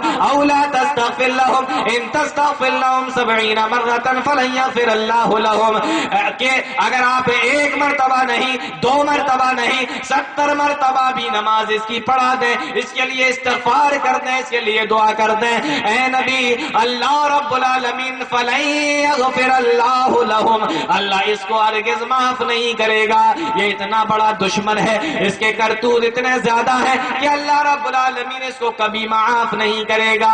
اب میرے بھائیو وہ جملہ بھی نبی کا سن لو، اللہ کے نبی صلی اللہ علیہ وسلم نے ارشاد فرمایا لو عالم، اگر مجھے یہ معلوم ہو جائے کہ اللہ رب العالمین اس کو 70 مرتبہ میں معاف نہیں کرے گا، لیکن اگر میں 71 مرتبہ اس کی جنازے کی نماز پڑھا دوں تو اللہ رب العالمین اس کو معاف کر دے گا، سأزیدہ علی 70، اے لوگوں تو میں 71 مرتبہ اس کے جنازے کی نماز پڑھاتا رہوں تاکہ اس کی مغفرت ہو جائے۔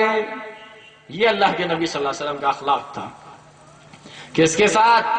دشمنوں کے ساتھ۔ میرے بھائیوں آج کہتے ہیں کہ نبی کریم صلی اللہ علیہ وسلم کی تعلیمات کے اوپر، آپ کے اوپر، اسلام کے اوپر اعتراض کرنے والے، ذرا دیکھو ہمارے نبی جناب محمد رسول اللہ صلی اللہ علیہ وسلم کی سیرت طیبہ کو، تب آپ کو معلوم ہوگا اللہ رب العالمین نے فرمایا انک لعلی خلق عظیم، آپ کو اللہ رب العالمین نے اخلاق کے بڑے اعلیٰ مقام پر فائز فرمایا۔ دوستو میرا ٹائم پورا ہو چکا ہے، یہ پرچی آپ لوگوں نے دیکھ لی ہوگی۔ اللہ رب العالمین ہم تمام لوگوں کو نیک عمل کی توفیق دے، قرآن و حدیث پر چلنے کی، اس کو سمجھنے کی، اس پر چلنے کی توفیق عطا فرمائے، آمین تقبل یا رب العالمین۔ وآخر دعوانا الحمدللہ رب العالمین، والسلام علیکم ورحمۃ اللہ وبرکاتہ۔